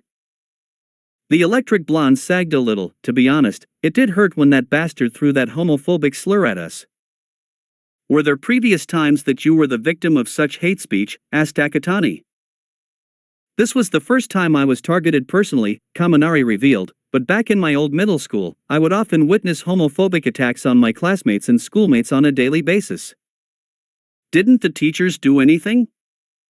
"Not that I was aware of." The two fell silent for a moment. Akatani spoke up, "Why don't we finish off with some cooldown on the bicycles? It'll work some of the stress out." "Your call, Mikumo." The pair headed over to the stationary bicycles. Claiming two, they adjusted themselves and began their cooldown. They chatted idly for a few minutes, when Kaminari noticed what was currently playing on a nearby flat-screen television. "Hey Mikumo, look." "What is it?" "The TV. Isn't that Ida's brother?" Akatani followed his date's finger to the screen. The channel was on the local news station, the camera on the anchor as she delivered the mid-morning news. On a picture imposed next to the anchor, was indeed a picture of Ida Tensei, the pro-hero known as Ingenium. But it was what the anchor was saying in the headline that had his attention. "Hero killer strikes again, latest victim pro-hero Ingenium." In one of our recent stories this hour, for those who are just tuning in, the feared hero killer has claimed his latest victim, the turbo hero, Ingenium. Ingenium was attacked yesterday afternoon while on patrol in Hoso City in broad daylight, after confronting the villain in an alleyway. Unlike many of the hero killer's other victims, Ingenium survived the attack, and was discovered soon after by a passerby. He was rushed to Hosa General Hospital where he is currently in stable condition. However, sources tell us at Channel 10 News that it is increasingly unlikely that Ingenium will be able to continue professional hero work once he is discharged. We are joined here in the studio by Dash. Oh my god. Kaminari was stunned, his pedaling slowed to a stop. Akatani was speechless. He had heard about the hero killer, otherwise known by his name Stain. A former vigilante going by the name of Stendhal, Stain had been the perpetrator of the deaths of 17 pro-heroes and the permanent incapacitation of 23 others. Stain had gone through his campaign of terror under the promise of purging society of all fake heroes. While that in itself was not that bad of an ideal, Akatani had to admit, Stain had done this through murder and bloodshed. It was no surprise that the former vigilante was now labeled as a villain. But there was something that confused Akatani greatly. Why was Ingenium attacked? Back when he was still Midoriya Izuku, he had done some research on Stain. The hero killer's modus operandi targeted pro-heroes that were either in the occupation for the fame or the money. But as far as he knew, Ingenium did not fit into that criteria. Sure, Ingenium did come from a wealthy background, but he was by far the shining example of an exemplary hero. Ingenium was known for his relaxed, humble personality. He had even worked with several well-known vigilantes during his tenure. So why Ingenium? What did he do wrong? Then a thought crossed Akatani's mind. Or maybe Ingenium did nothing wrong. He was just doing his civic duty as a pro-hero. That means Stain has become deluded and warped by his ideology. He can no longer tell the difference between good heroes and bad ones. I can't imagine what Ida is going through right now, Kaminari remarked. And there was the other problem. Akatani knew Ida and his family would be devastated over the attack on Ingenium. But the biggest question was an unknown and more unsettling. How was Ida in particular going to react to this attack? Will he keep his head on tight and work through possible ways forward with his brother and family? Or will his emotions get the better of his rational thought, and he ends up doing something that would only cause problems for everyone later on? He had no answers currently, and short of calling Ida, which would be the worst thing to do while the family is still reeling from this traumatic incident, there was nothing he could do. However, he was the vice president of Class 1A. And damned he be if he did not do his sworn duty of looking out for his classmates, in this case, Ida. Mikumo, will Ida be okay? I honestly don't know, Denki. The pair sat in silence for several moments, eventually returning back to their pedaling for another 10 minutes. I think we can call it a day here, said Akatani as he got up and stretched. So Cat Cafe next? Yep. After a shower and change of clothes, the teens bade farewell to Sakanuma and Rikujo before departing from the gym.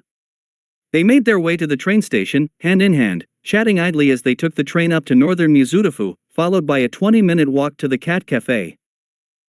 I forgot to ask, Mikumo, said Kaminari, what kind of food does the cafe serve? I'm getting kinda hungry, so I was hoping we can get lunch at the same time. I didn't bring a lot of money with me, you see. You don't need to worry, Denki, the cafe itself is quite big. It's split into two sections, one part where you get to play with the cats, while the second acts as an actual cafe where snacks, pastries, and full meals are sold. They keep the sections separate so as to not get cat fur in the food. Oh, well that is a relief, Kaminari sighed, I was worried that I didn't have enough for lunch. Even if that were the case, Akatani interjected, I intend to pay for both our lunches. I am treating you, after all. A Cupid's arrow shot into the blonde's heart. Mikamu. Kaminari buried his reddening face in his hands, why must you squeeze my heart like this? Akatani kissed his date's hand, because I can, that's WH dash. Scree reach asterisk crash. Asterisk. The sweet atmosphere was suddenly broken. What was that? Kaminari shrieked. Sounded like a car accident, Akatani realized, we should go see if we can help Dash. His train of thought was interrupted when he heard loud voices shouting from nearby, followed by the thud of something hitting his legs. Looking down, Akatani did a double take. It was a little girl, probably no older than 5. She had long, pale bluish-gray hair that was mottled at the ends, with a large horn protruding from the right side of her forehead near her hairline. She was barefoot and dressed in a short-sleeved nightgown that was faded and rather worn down.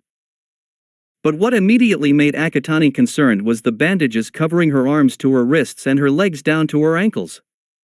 And the fact that she looked downright terrified, clinging onto his pants leg as if her very life depended on it. Kaminari, for his part, was surprised and very confused. What the? There she is. Both teens turned to the unfamiliar voice, while the girl squeaked and tried to hide herself into Akatani. Across the alley from where they were standing, were 3 men, one in a long hooded white robe and another in a cartoonish black suit, and the last in smart casual clothes with a fur-lined bomber jacket, all wearing masks that reminded him of those worn by plague doctors during the pre-Quark medieval period in Europe. Just from their menacing looks and rapid approach towards them, Akatani knew they were men of ill will and intention. So he did what was naturally to be done. He hoisted the little girl up with one arm, grabbed Kaminari with his free hand, and broke off into a sprint in the opposite direction, right into the busy flow of human traffic. Stop right there. Give her back. The 3 men gave chase right after. Kaminari just grew even more bewildered, and also a tad bit scared. Mikumo, what are you doing? We need to give the girl back. This is kidnapping. No, Denki. Akatani grunted back, trying to avoid hitting other people. Those men are up to no good. Didn't you see how terrified she was? We need to get the girl away from them. But Dash. Trust me on this, Denki. Whether or not the electric blonde trusted his date or not in this increasingly bizarre and terrifying situation didn't matter in the following seconds, as he glanced back and paled significantly. They're gaining on us. Hold on tight, everyone. Tightening his grip on both his date and the girl, Akatani kick-started his electric flight with a loud crack, unfortunately electrocuting a few passerbys in his wake. The 3 men cursed when he shot upwards into the air at great speed, the shrieks of the girl and Kaminari echoing alongside crackling electricity. Fuck! They're getting away. Don't just stand there. Follow them. Flying with 2 individuals in tow was something Akatani had never done before. While he had the body strength to carry both Kaminari and the little girl, the extra weight meant his flight pattern was less smooth and more erratic. It was clearly traumatizing for the little girl, who was beginning to weep from the unfamiliar sensation of being airborne. We need to land somewhere. Kaminari shouted over the howl of the wind. Got it. Seeing the roof of an ordinary office building up ahead, Akatani began his descent. He touched down onto the roof with a few awkward steps. Letting go of Kaminari, he quickly brought the girl to his chest and tried to soothe her tears. Shoo, it's okay, little girl. We're not going to hurt you. Everything's good now. You're safe. Those bad men won't hurt you anymore. He stroked his fingers through her rough, mottled hair and rubbed soothing circles over her back. It took a few minutes, but eventually the girl's weep softened and she calmed down enough for her breathing to return to normal. Sniffling, she wiped away the tears. Little girl, can you tell us your name? She seemed a bit hesitant, but she eventually whispered, Eri. Eri-chan, who were those men? I don't know who the man in the white robe or black suit are, but the man in the jacket is Overhaul. I have to help him. Akatani shared a concerned look with Kaminari. Denki, you have your phone, right? I need you to do a quick search on any villains going by the name of Overhaul. Ah, right. Akatani turned back to Eri. Why do you have to help Overhaul? Eri looked down, almost ashamed. I'm sick. Sick? It's not just me, everyone is sick. What do you mean, Eri-chan? Mikumo, I now understand your reason to run from those men. He turned to Kaminari. what did you manage to find?" The blonde had a concerned look. "This overhaul guy is apparently the head of a criminal Yakuza group called the Shai Hasaikai, or the 8 Precepts of Death. The group had been investigated before over the trafficking and distribution of a quirk enhancement drug called Trigger, which makes any quirk stronger, but often at the cost of the user's mental abilities and logical reasoning. The drug has been responsible for countless lives lost and untold property damage when the users go berserk." Being mindful of Eri in his lap, Akatani cursed inwardly. He returned to the girl again. "What is this sickness you're referring to?" She replied, almost inaudibly, "Q-quirks." The temperature on the roof dropped. "W what?"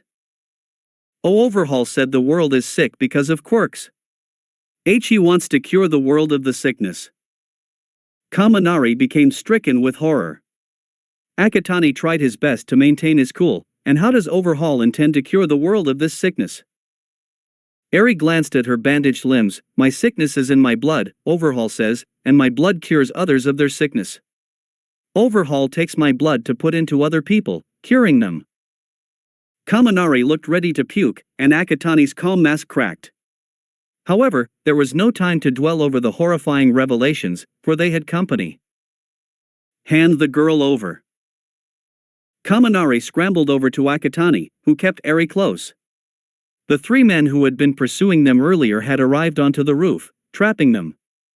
Overhaul stepped forward, hand outstretched expectantly. "If you want to get out of this unscathed, you'd best listen to my demands." "How about no, Overhaul?" Akatani shot back, pulling himself and Kaminari to their feet. "We know who you are, and what you are doing. Eri told us herself. There is no way in fresh hell that we would hand her over to a monster like you." Overhaul scowled. "Then you leave us no choice. Eri, come over here at once, or else I will kill those 2. The terrified girl looked torn, unsure whether to stay with her savior and risk getting them killed, or return to Overhaul, where the unimaginable horror that she had been living with for a year awaited her. But in the end, she wasn't given the choice. "You can take Eri over our dead bodies, Overhaul," Akatani spat defiantly.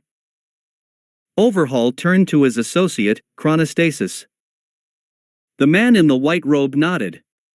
Before anyone could blink, a lock of hair shaped like an arrow burst out from the under the hood straight towards the teens.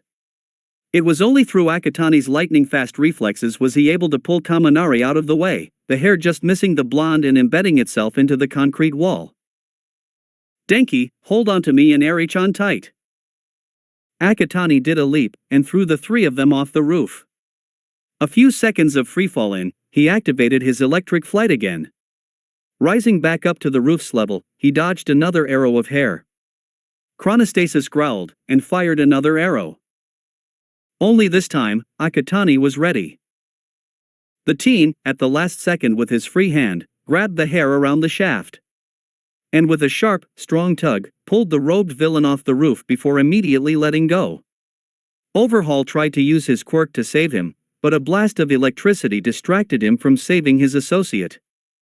Chronostasis screamed in mortal peril as he fell to his death a few hundred meters down to the road below, hitting the tarmac in a splatter of blood, pulpified organs, and shattered bones. Screams echoed as bystanders watched the villain's life come to a messy end. Akatani returned to glare at Overhaul and his remaining associate. "Who's next?" "Mimic, finish them." The cartoonish villain took out what appeared to be an auto-injector. He stabbed the needle into his neck, and pushed the button. Right in front of the teen's eyes, Mimic began to grow and expand in size until the black suit seemed to burst apart, revealing a large, muscular man with spiked-up ash-blonde hair. The villain then got on all fours, and sank into the roof as if through water. Overhaul then leapt off the roof himself, his unloved hand touching against the windows as he fell. The teens watched in disbelief as the glass seemed to deconstruct and reconstruct itself around Overhaul, acting as an elevator that brought the villain safely to the ground. Immediately after, the building began to change. Windows shattered, sending a downpour of glass raining down onto the road below. The concrete and steel frame of the building seemed to take on a life of its own, moving and shaking about. Kaminari blanched as people who were still inside and hadn't gotten the chance to escape were sent flying out and tumbling to their deaths. Mikumo. We have to do something. Akatani grit his teeth in frustration. He knew by himself, there was nothing he could do to save all those people. He just hoped the heroes would get here soon, because right now, Mimic was about to target them. From the shaking building, large chunks of concrete shot out towards the airborne trio. They came one after another, forcing Akatani to dodge sharply and at high speed. This was proving too much for Eri, who was crying uncontrollably. Then came another chunk of concrete.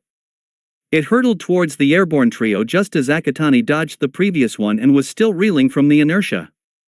Kaminari screamed as certain death rushed towards them, screwing his eyes shut to block out the inevitable. Thinking fast, Akatani released a charged ball of electricity that when shot against the chunk, blew it apart into harmless pieces. It was then he had a brainwave. Denki, remember how during the sports festival our electricity combined with explosive results? What are you suggesting? That villain is controlling the building somehow. We need to collapse the building onto the villain to stop him. Kaminari turned his head so hard he almost got whiplash. Are you crazy? There might be people still inside. Not to mention all the bystanders. Akatani glanced down to the road while dodging another chunk of concrete. The heroes and paramedics have already arrived, and were implementing damage control, keeping back the growing crowd of onlookers, tending to the injured and clearing away the dead. The most important detail, however, was that no one was near the building. I'm willing to risk it. We've got to stop that villain, otherwise more people will be threatened. How are we going to do that? Akatani blasted another chunk of concrete. We've got to concentrate our power into the middle of the building and let it explode outwards. It will destroy the support columns and cause the building to pancake down on itself. With a bit of luck, the cascade of debris will be only directed downwards, not outwards towards the people. But what if there are people still inside? Asked Kaminari. I'm banking on the possibility that the erratic movements of the building have forced everyone to vacate at this point, said Akatani, but right now, we need to focus on the villain. Kaminari wasn't completely sold on the plan, but it was the only one they currently had, lest they get distracted and then knocked out of the sky by the incoming concrete chunks. Denki, take hold of my hand. Kaminari realized a problem with that. But if I release my hand, Eri will fall. Cursing under his breath, Akatani forced his electricity to encircle around his date and Eri like a rope, keeping all three secured. Quickly! Kaminari grabbed his hand and interlocked their fingers. I honestly don't know how this is going to work, but we've got to channel our electricity together into a charged-up ball, and shoot it right into the middle of the building. My gut instinct is that we only have one shot at this, so we gotta get it right. Are you ready? Kaminari swallowed, I guess as I'll ever be. On my count, 3. Their joined hands started glowing, bolts of electricity, green and yellow, began coursing up their arms towards their hands. Kaminari thought it would be difficult to summon his electricity so forcefully, but with Akatani, it was surprisingly easy. Granted, the energy appeared to fight for its release, but the sheer will from both teens kept it contained. Just barely. 2. From their joined hands, a ball of crackling electricity in a mix of green and yellow formed.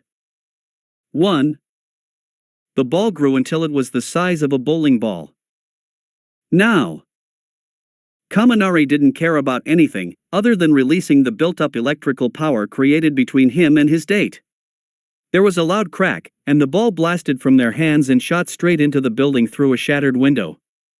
Inside, unseen by the two teens, the ball bounced right into the middle of the floor.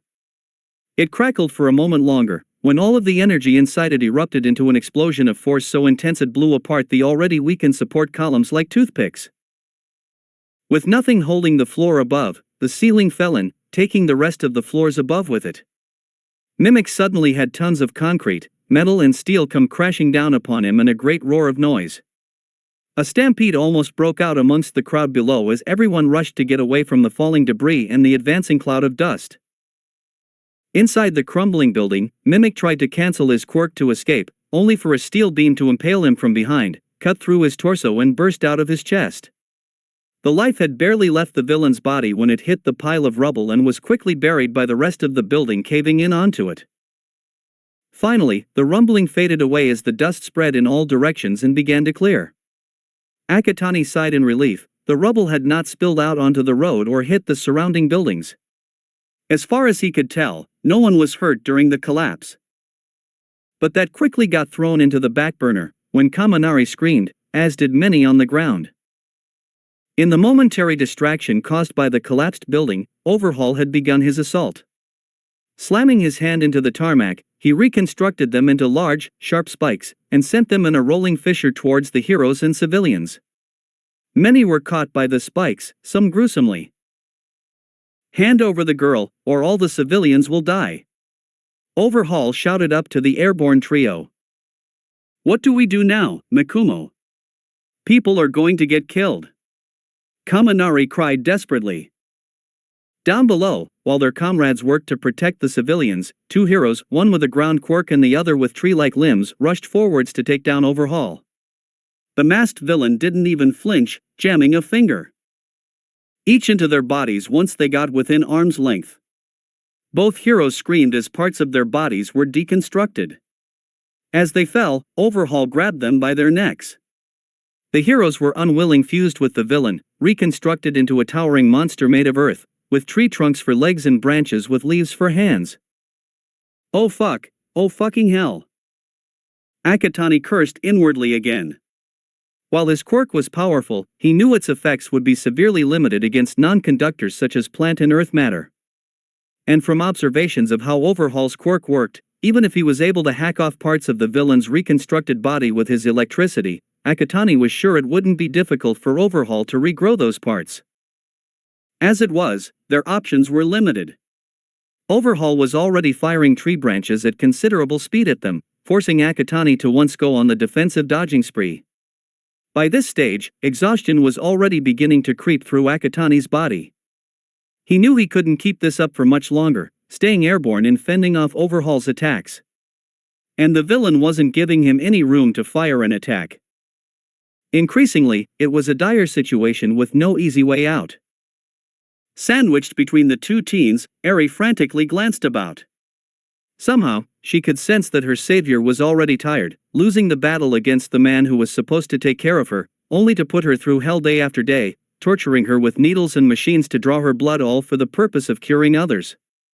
She had only spent God knows how little time with her savior, but she already knew that he was the one who would bring her out to the light, and protect her from the darkness that was Overhaul and the shy Hasaikai. All this while, Overhaul had only taught her that her quirk was a sickness, a curse upon herself and the world. He had taught her to fear it like the monster under children's beds. But in the short time she had been protected by Akatani and Kaminari, she had seen this sickness and curse used to fight the real monsters that had plagued her life, Overhaul and his associates. There was nothing bad about quirks, only people were bad. Eri squeaked when she was suddenly jolted to the side. Akatani had just barely dodged another rush of foliage and tree branches. His movements had become dangerously sluggish, and it appeared that he was having difficulty maintaining altitude.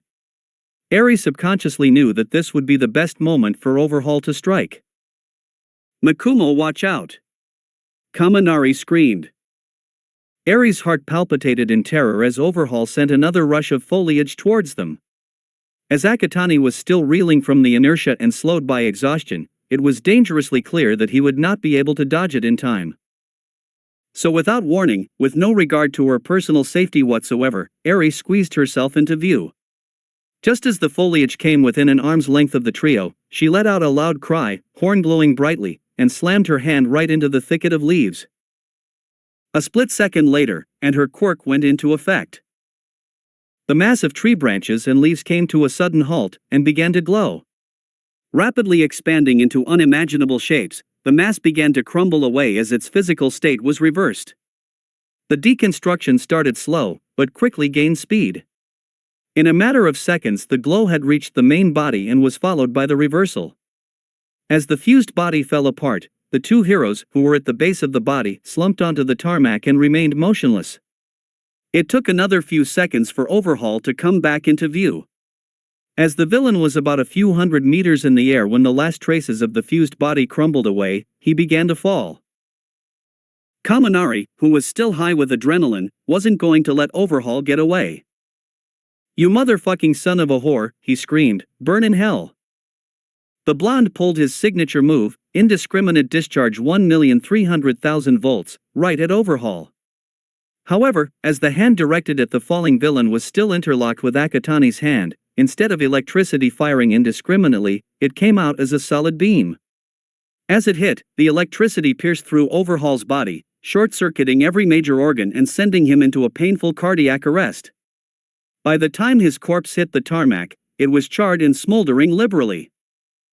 The moment the electricity dissipated, Kaminari's body went into shutdown from quirk overuse. Eri too had slipped into unconsciousness from straining her quirk to the furthest since its manifestation, her horn now just barely visible on her forehead.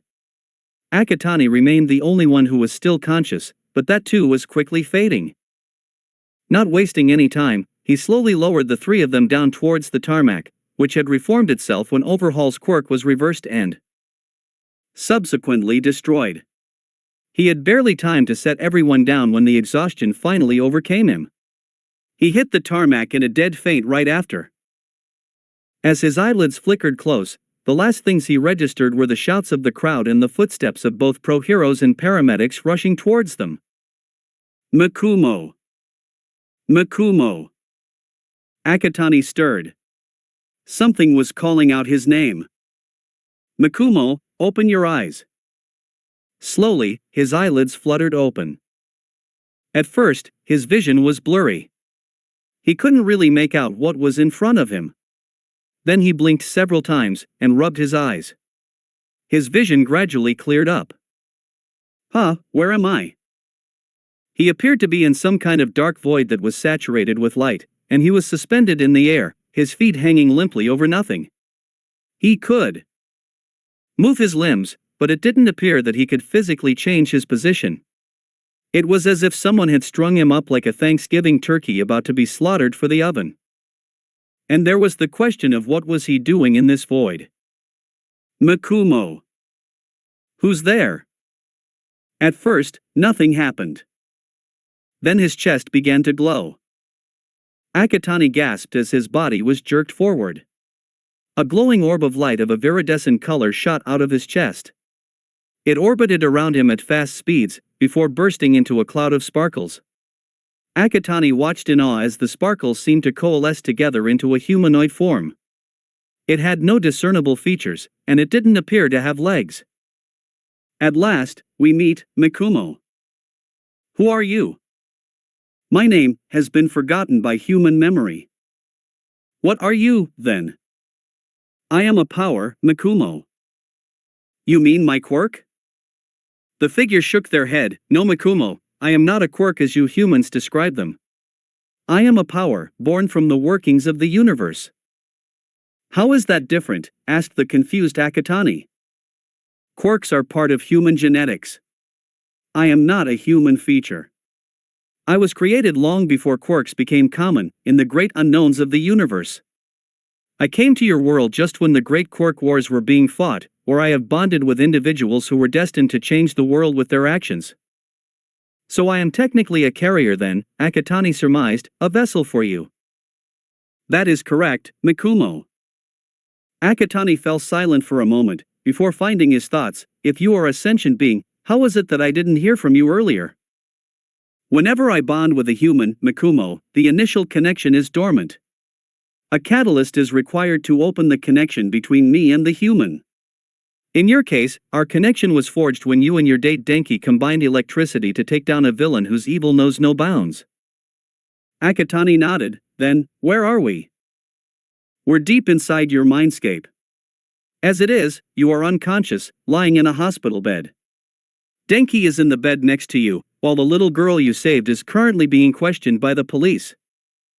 And is there something I need to know? Since our connection has been opened, I am able to communicate with you through your conscience in your times of need. I will become your confidant. You can ask me anything, and I will do my best to answer. I only have one question now, said Akatani. Since this power I wield is not actually a quirk, does that mean it is not bound to natural limitations? To some extent. Quirk suppressants, and the cancellation or elimination of a quirk through whatever means will be useless against the power you are hosting. However, nothing in the universe is perfect. The power, while replenishable, is ultimately finite. And it is the reason why the Reaper has not claimed you yet. If you are to completely deplete your core in one shot, our connection will be broken, and your life will come to an end without the power to support it. I understand. Excellent, the figure nodded. Now, Mikumo, it is time to wake. There is someone who needs to speak to you. You need not worry, I will be with you. With that, the light saturating the void grew increasingly brighter. The figure shimmered and burst into a cloud of sparkles, which coalesced into the orb of light from before and shot back into Akatani's chest. The void rumbled like an earthquake was rolling in, the light almost blinding. Then, everything seemed to implode on itself, throwing Akatani right back into the mortal realm. His eyes snapped open with a soft gasp. It took a moment for Akatani to realize where he was. As the figure in his mindscape had said, he was in a hospital ward, the smell of disinfectant strong on his nostrils and the regular, timely beeps of the heart monitor he was attached to. He slowly attempted to sit up, only to realize he couldn't move much because his left wrist was handcuffed to the side of the bed. Well, shit. Akatani didn't have to think too much to know why he was in his current predicament. In fighting Overhaul and his two lackeys, he and Kaminari had caused untold property damage, had a hand in injuring dozens of innocent lives, quite possibly killing all 3 Yakuza members, and breaking all kinds of quirk laws at the same time. Mikumo. He turned to the bed next to his own. Kaminari had just regained consciousness. Mikumo? Hey, are you there? I'm here, Denki. Akatani could literally hear the relief in his date's voice. Mikumo, where are we? And dash. Then came the frantic confusion. Why am I handcuffed to the bed? Mikumo, what's going on? I've been handcuffed too, Akatani replied. It's to prevent us from escaping. Escaping? From Wa dash. The memories came flooding back. Shit. Is it because of what we did? As much as I don't want to believe so, I think it is. Fear not, Mikumo. You will be safe. As Kaminari started to panic, Akatani heard the figure's soothing voice in his head, but before he could react or even come up with a single thought, a door opened. Footsteps rushed in, then someone literally climbed up his hospital bed and threw themselves into him. Reeling from the air knocked out of his lungs, it took a moment for Akatani to realize it was Eri who was clinging onto him as if her very life depended on it. She was trembling hard, and it didn't take much to know that she was crying. Akatani quickly rubbed gentle circles on her back with his free hand. She refused to answer any of my questions. She only wanted you. Akatani looked up. A familiar detective entered the ward, closing the door behind him. Detective Tsukachi, we meet again. Tsukachi nodded, going up to the 2 teens' beds. You can't imagine my surprise when I heard that you two were involved in the attack downtown earlier. I'm hoping I can hear you're on the little girl's side of the story, because I would honestly not want to have to escort the sports festival winner and his date to prison for violation of quirk laws, kidnapping, property damage and murder. A fresh wave of panic washed over Kaminari, while Akatani hid his rising fear behind a neutral mask. I will admit that Denki and I went overboard when rescuing Eri-chan, but she clearly needed to be protected from the monster that was Overhaul and his minions. The detective produced a notepad and pen. Explain, if you will. Also, my quirk is lie detector, which means I will be able to tell if you are speaking the truth or lying. Akatani nodded, beginning his account. Overhaul already has a bad track record with the smuggling and trafficking of the quirk enhancement drug trigger. Then, Denki and I found out that he was using Eri-chan to create a drug that could destroy a person's quirk. Truth.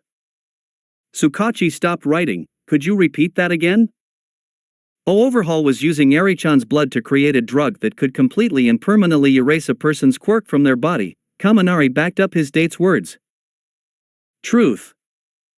The detective went deathly pale. He turned to Eri. Is this true, Eri-chan? The frightened girl was hesitant to speak, but Akatani gently coaxed her. It's okay, Eri-chan. This man is not going to hurt you. He protects others, keeps them safe from bad people. You can talk to him, he is a good person. Eri stayed silent for a moment longer, before slowly stammering. O Overhaul said the world I is s sick. He has said the s sickness is I and m my b blood. O Overhaul you uses my b blood to see cure the s sickness I in others. And this sickness is quirks, asked Tsukachi. Yes, Eri replied. Truth. The detective took a loud, shuddering breath. He spent several moments trying to pull himself together, before turning to Akatani. As a law enforcement officer, I thank you two enough wholeheartedly for saving Eri from a monstrous villain like Overhaul. However, this doesn't excuse the fact that the both of you caused untold property damage, had a play in dozens of injuries, and violated literally all of the quirk laws in place. Akatani's lips thinned. He did not regret saving Eri hours before, but his worry about the repercussions was starting to rear its head. Poor Kaminari looked like he was going to pass out from fear. It would take a literal miracle to get them out of this mess. The door opened again. Ah. Good to see you're awake, both of you. Principal Nizu. The hybrid principal of Yui bounced into the ward jovially, followed closely by a bespectacled man with combed green hair accentuated with golden stripes, dressed immaculately in a gray suit. Akatani instantly recognized the man as Sir Night Eye, the former sidekick of All Might. Eri eyed the hero with a nervous glance. Before I continue, Nizu said, I want to introduce to you two someone who you both have inadvertently helped through your actions today. Sir Night Eye, former sidekick to All Might, quirk, Foresight, allows him to accurately see a target's movement and actions for a full hour. The aforementioned hero raised an eyebrow, while Nizu took on an interested look. Oh? I didn't know you two were acquainted, Akatani-kun.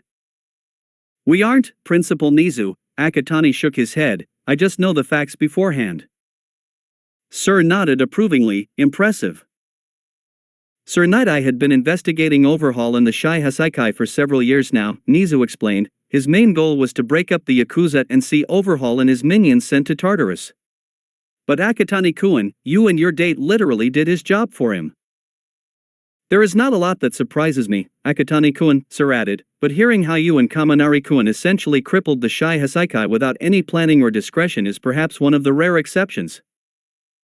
Our first intention wasn't to kill Overhaul or his two minions, Akatani replied, it was to protect Eri-chan. And that noble intention is what will protect you from legal repercussions. Nizu declared brightly. All eyes turned to the principal. Principal Nizu, I. Tsukachi was stunned.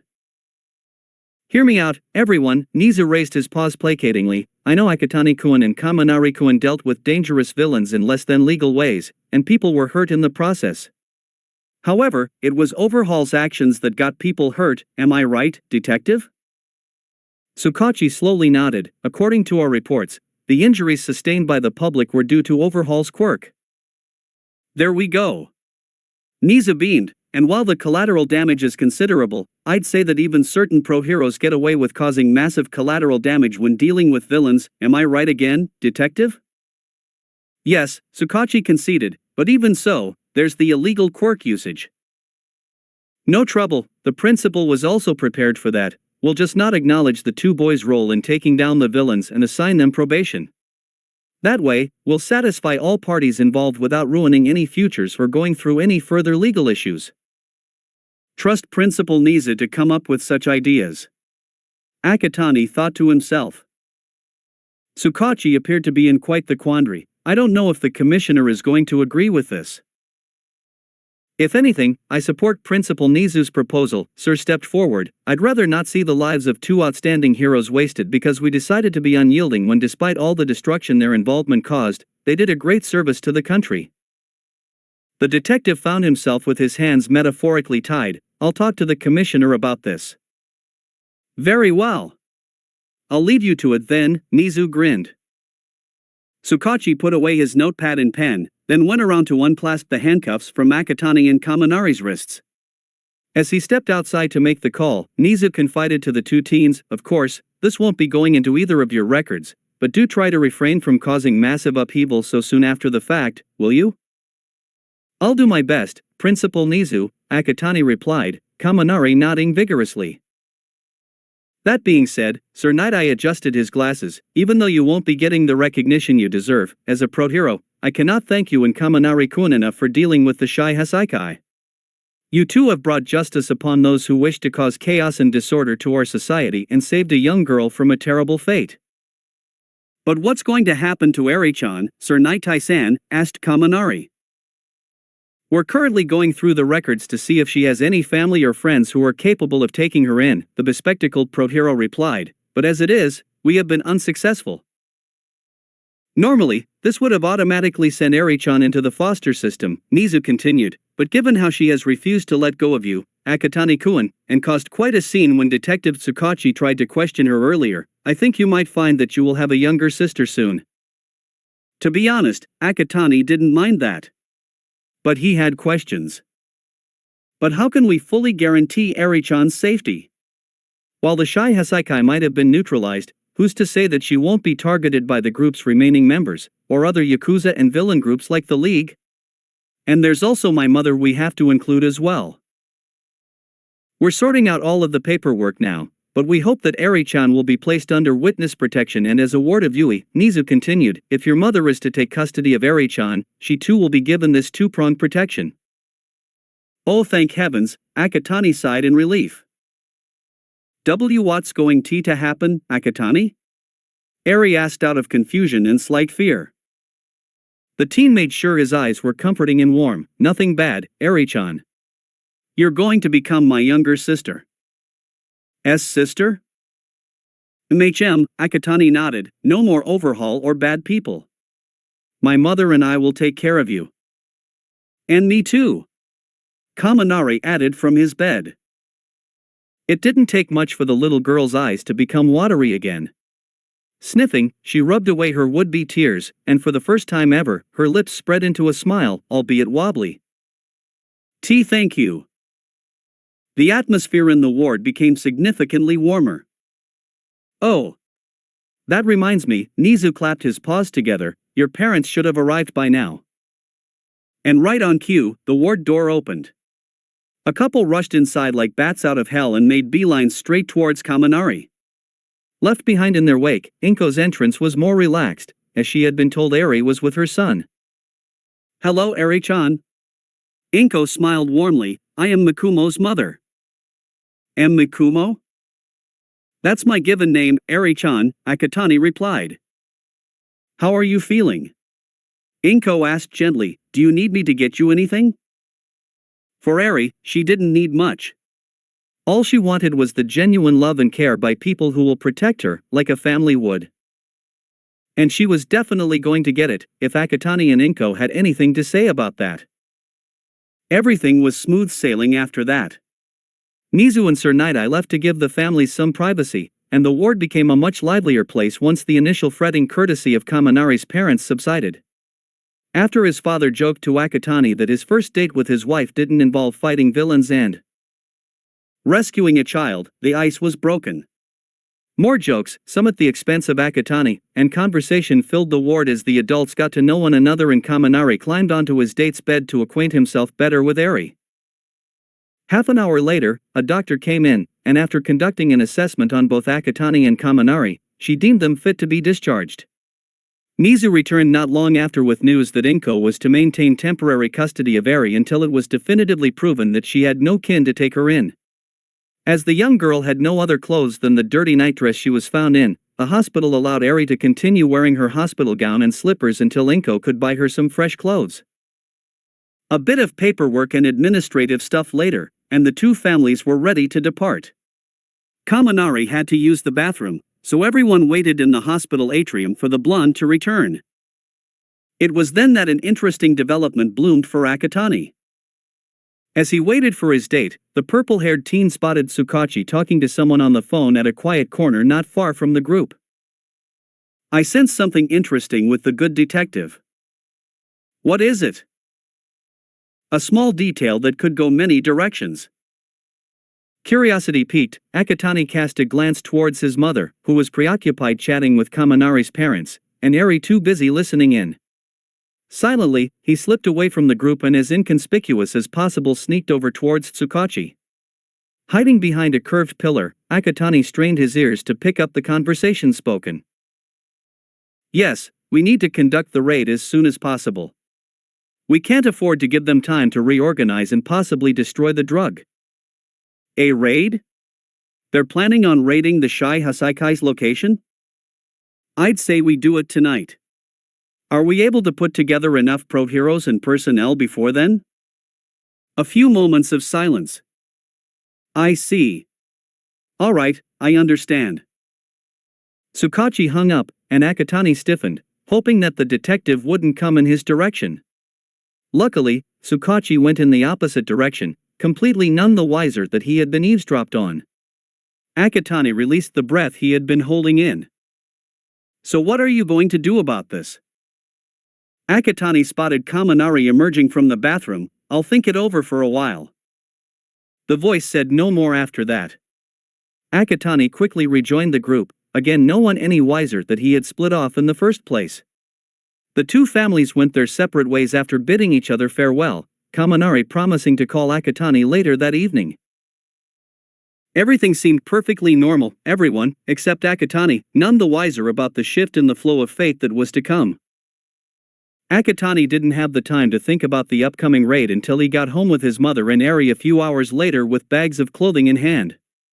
Eri was still a little apprehensive with the new environment, and stuck to Akatani's side like glue. To ease her worries, Akatani turned on the TV and switched to kids programming to keep the girl engrossed.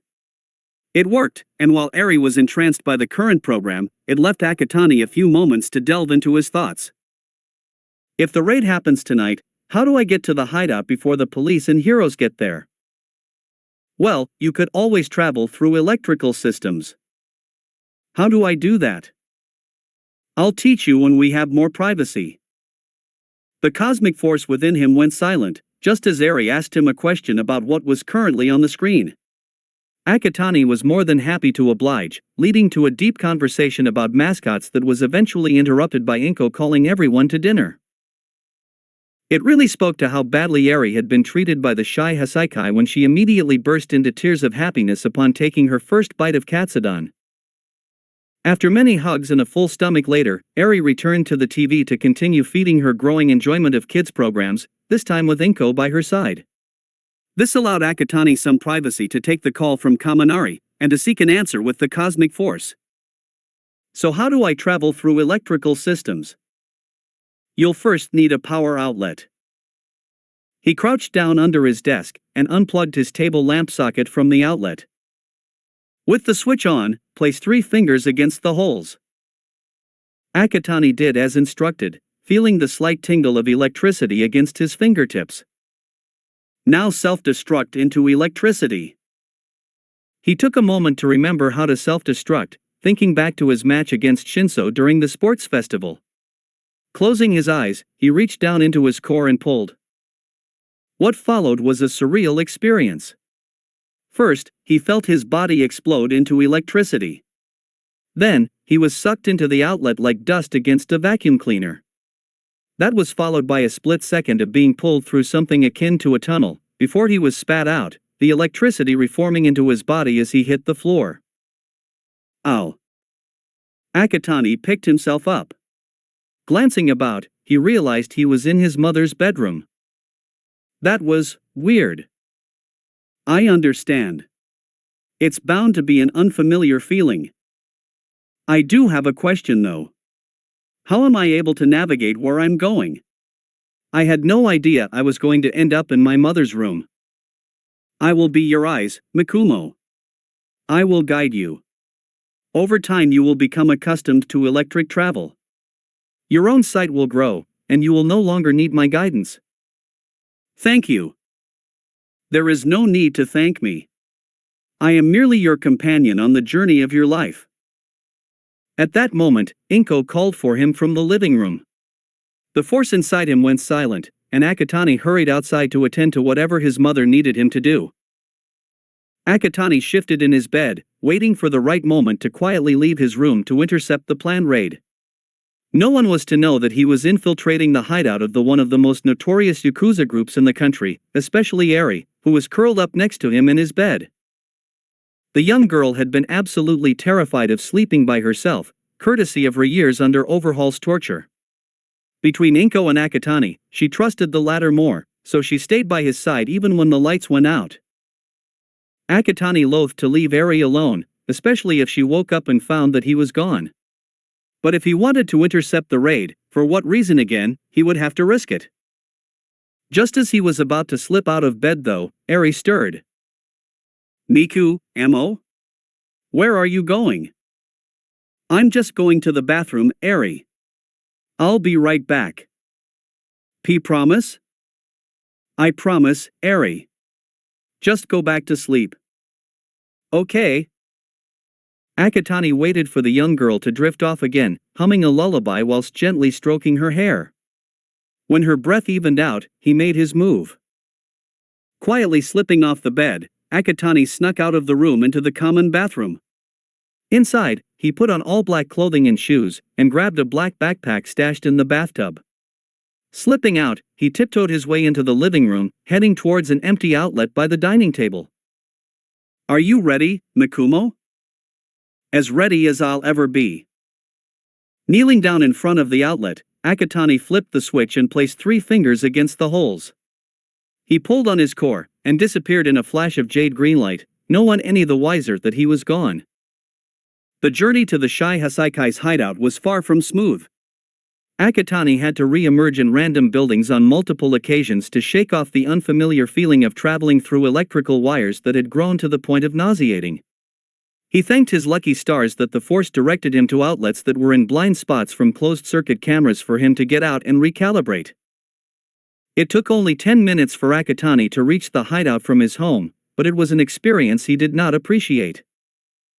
Reappearing in a flash of jade green behind an unremarkable shop in an alleyway, Akatani crept out towards the main road. Across the road, stood a traditional gate in front of what appeared to be regular office buildings and warehouses. So this is the hideout. Akatani glanced about the area.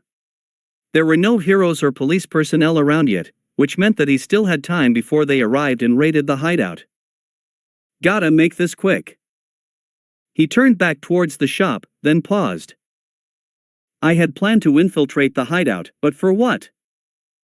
There is something valuable within the hideout that could serve you well in the future, Mikumo. And what is that?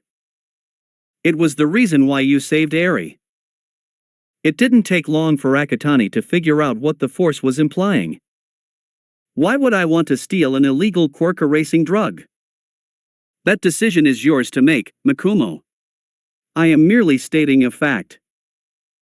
Akatani stood silent in the blind spot, considering his choices. Eventually, he came to a decision. Can you show me where it's hidden? I will. Akatani hurried back towards the outlet behind the shop, and disappeared back into the wiring. Following the force's guidance, he zigzagged his way through the hideout's electrical circuits until he emerged in a darkened room that appeared to be an office a few minutes later. Taking several moments to stabilize his stomach, he fished out a flashlight from his bag and turned it on. Spending a few minutes looking around, his flashlight beam landed on a safe sitting on a table. Looks like it's an electronic safe. Even though he didn't know the PIN code, Akatani knew of a surefire way to open the safe. Pressing a finger against the metal screen, he released a powerful jolt of electricity. There was a mechanic whirring noise as the circuits within the safe malfunctioned from the electric overload. And with a click, the safe door opened. Akatani reached inside the safe and pulled out 2 cases.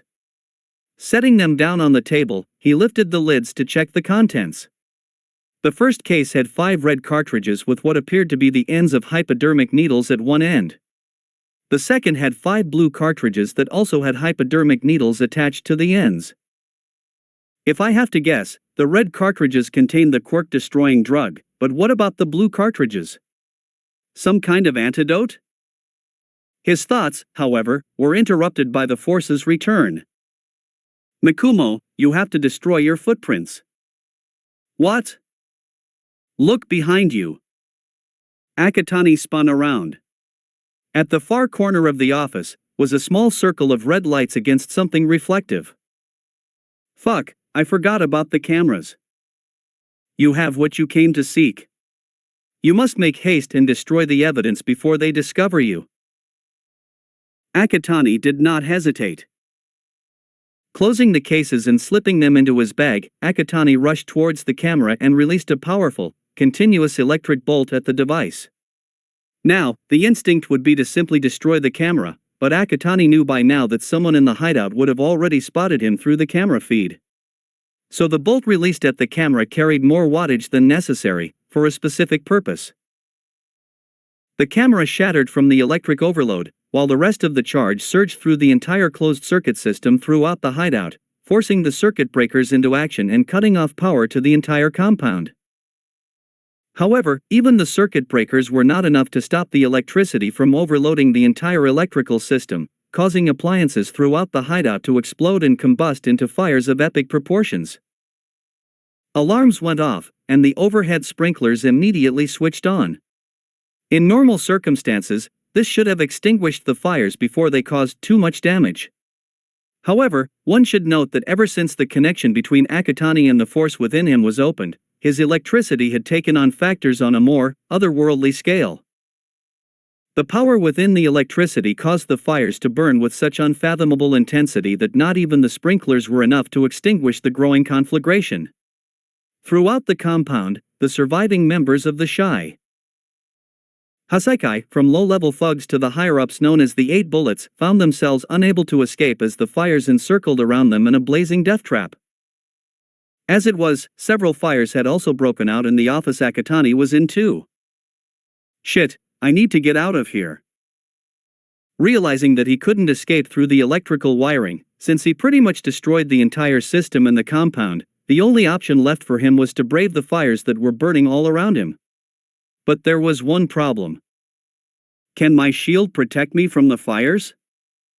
The power within you will save you, Mikumo. The force went silent after that. I'll have to risk this, there is no other way. Stretching out a hand, Akatani released a field of electricity that completely encased him in a hemisphere. Rushing for the door, he kicked it down and ran down the hallway, hoping he could find the stairs that led to the ground floor. Turning around a corner, he discovered the hallway was engulfed in flames. I hope this works. Bracing himself, Akatani raced through the burning hallway. To his relief, the fires were deflected by the shield, albeit the electricity did warm up considerably as he passed. No matter, as long as he wasn't going to get burnt, he could withstand a little heat. Then came another problem. Who the fuck are you? Someone was blocking his path. From his appearance, the man was a low-level thug. On instinct, Akatani released a powerful bolt of electricity through the shield at the man. The electricity hit, and the man fell to the floor, convulsing as he underwent a painful cardiac arrest by electrocution. Akatani was long gone by the time the man's dead body stilled, becoming fuel for the approaching fire. This would happen at least 5 more times before Akatani finally found a flight of stairs. Leaving behind the corpses of the thugs, and one of the higher-ups, to burn, he ran through the stairs until he emerged on the ground floor. Arriving at what appeared to be an unassuming front office or reception area, which was also on fire, Akatani made a beeline for the doors, where he could hear sirens wailing and shouting echoing from across the courtyard behind the traditional gate. I must not be seen. Akatani pushed the doors open and ran through the trees in the courtyard, ending at a wall on the west side of the compound. There didn't appear to be anyone behind the wall, so making sure he wasn't being seen, Akatani flew to the top of the wall, cancelled his electric flight, and leapt down to the pavement on the other side. Keeping to dark spots, Akatani zigzagged through alleyways until he arrived at the same shop where he had used the power outlet to infiltrate the hideout. Peering around the corner, he watched as a sizable crowd began to form, watching the fire department and pro heroes battling the conflagration that lit up the night sky with bright oranges, yellows, and reds. Amidst the confusion, a squadron of police cruisers pulled in with their own sirens wailing. Akatani's eyes shifted to one particular police cruiser. The doors opened, and out stepped Detective Tsukachi, who stared at the burning compound in disbelief. The teen ducked back into the alley. Time to go. Heading towards the same power outlet behind the shop, Akatani pulled on his core and disappeared in a flash of jade green, leaving behind an out-of-control inferno as he raced through the electrical wiring back to Mizutafu. 10 minutes later, he re-emerged back in his apartment, again no one any the wiser. Slipping into the bathroom, Akatani took off his clothes and took a quick shower to wash the soot and smoke off of his body. Throwing the black clothes into the wash hamper, he put his sleepwear back on, and slipped back into his bedroom as quietly as possible. Setting his bag down in a corner, he was about to climb back onto his bed when Eri, who had been sleeping peacefully, stirred again. "Mikumo? Sorry, did I wake you up, Eri? Where are you going?" "Nowhere, Eri," Akatani reassured, climbing back onto the bed. "I just went out to grab a drink of water." "Oh, I see. Don't worry about it, Eri. I'm here. Just go back to sleep." The young girl said no more, closing her eyes and drifting off again. It didn't take long for Akatani to fall asleep himself, exhausted from his escapades that had left several dozen dead or wounded, astronomical property damage, and a mystified detective with more questions than answers. That's it for today. Remember to show your support to the creator of this story if you enjoyed it. If you would like more parts of the story to be uploaded, leave a comment and subscribe to get notified when the story continues. Bye-bye for now, and I hope that you all have a wonderful rest of your day.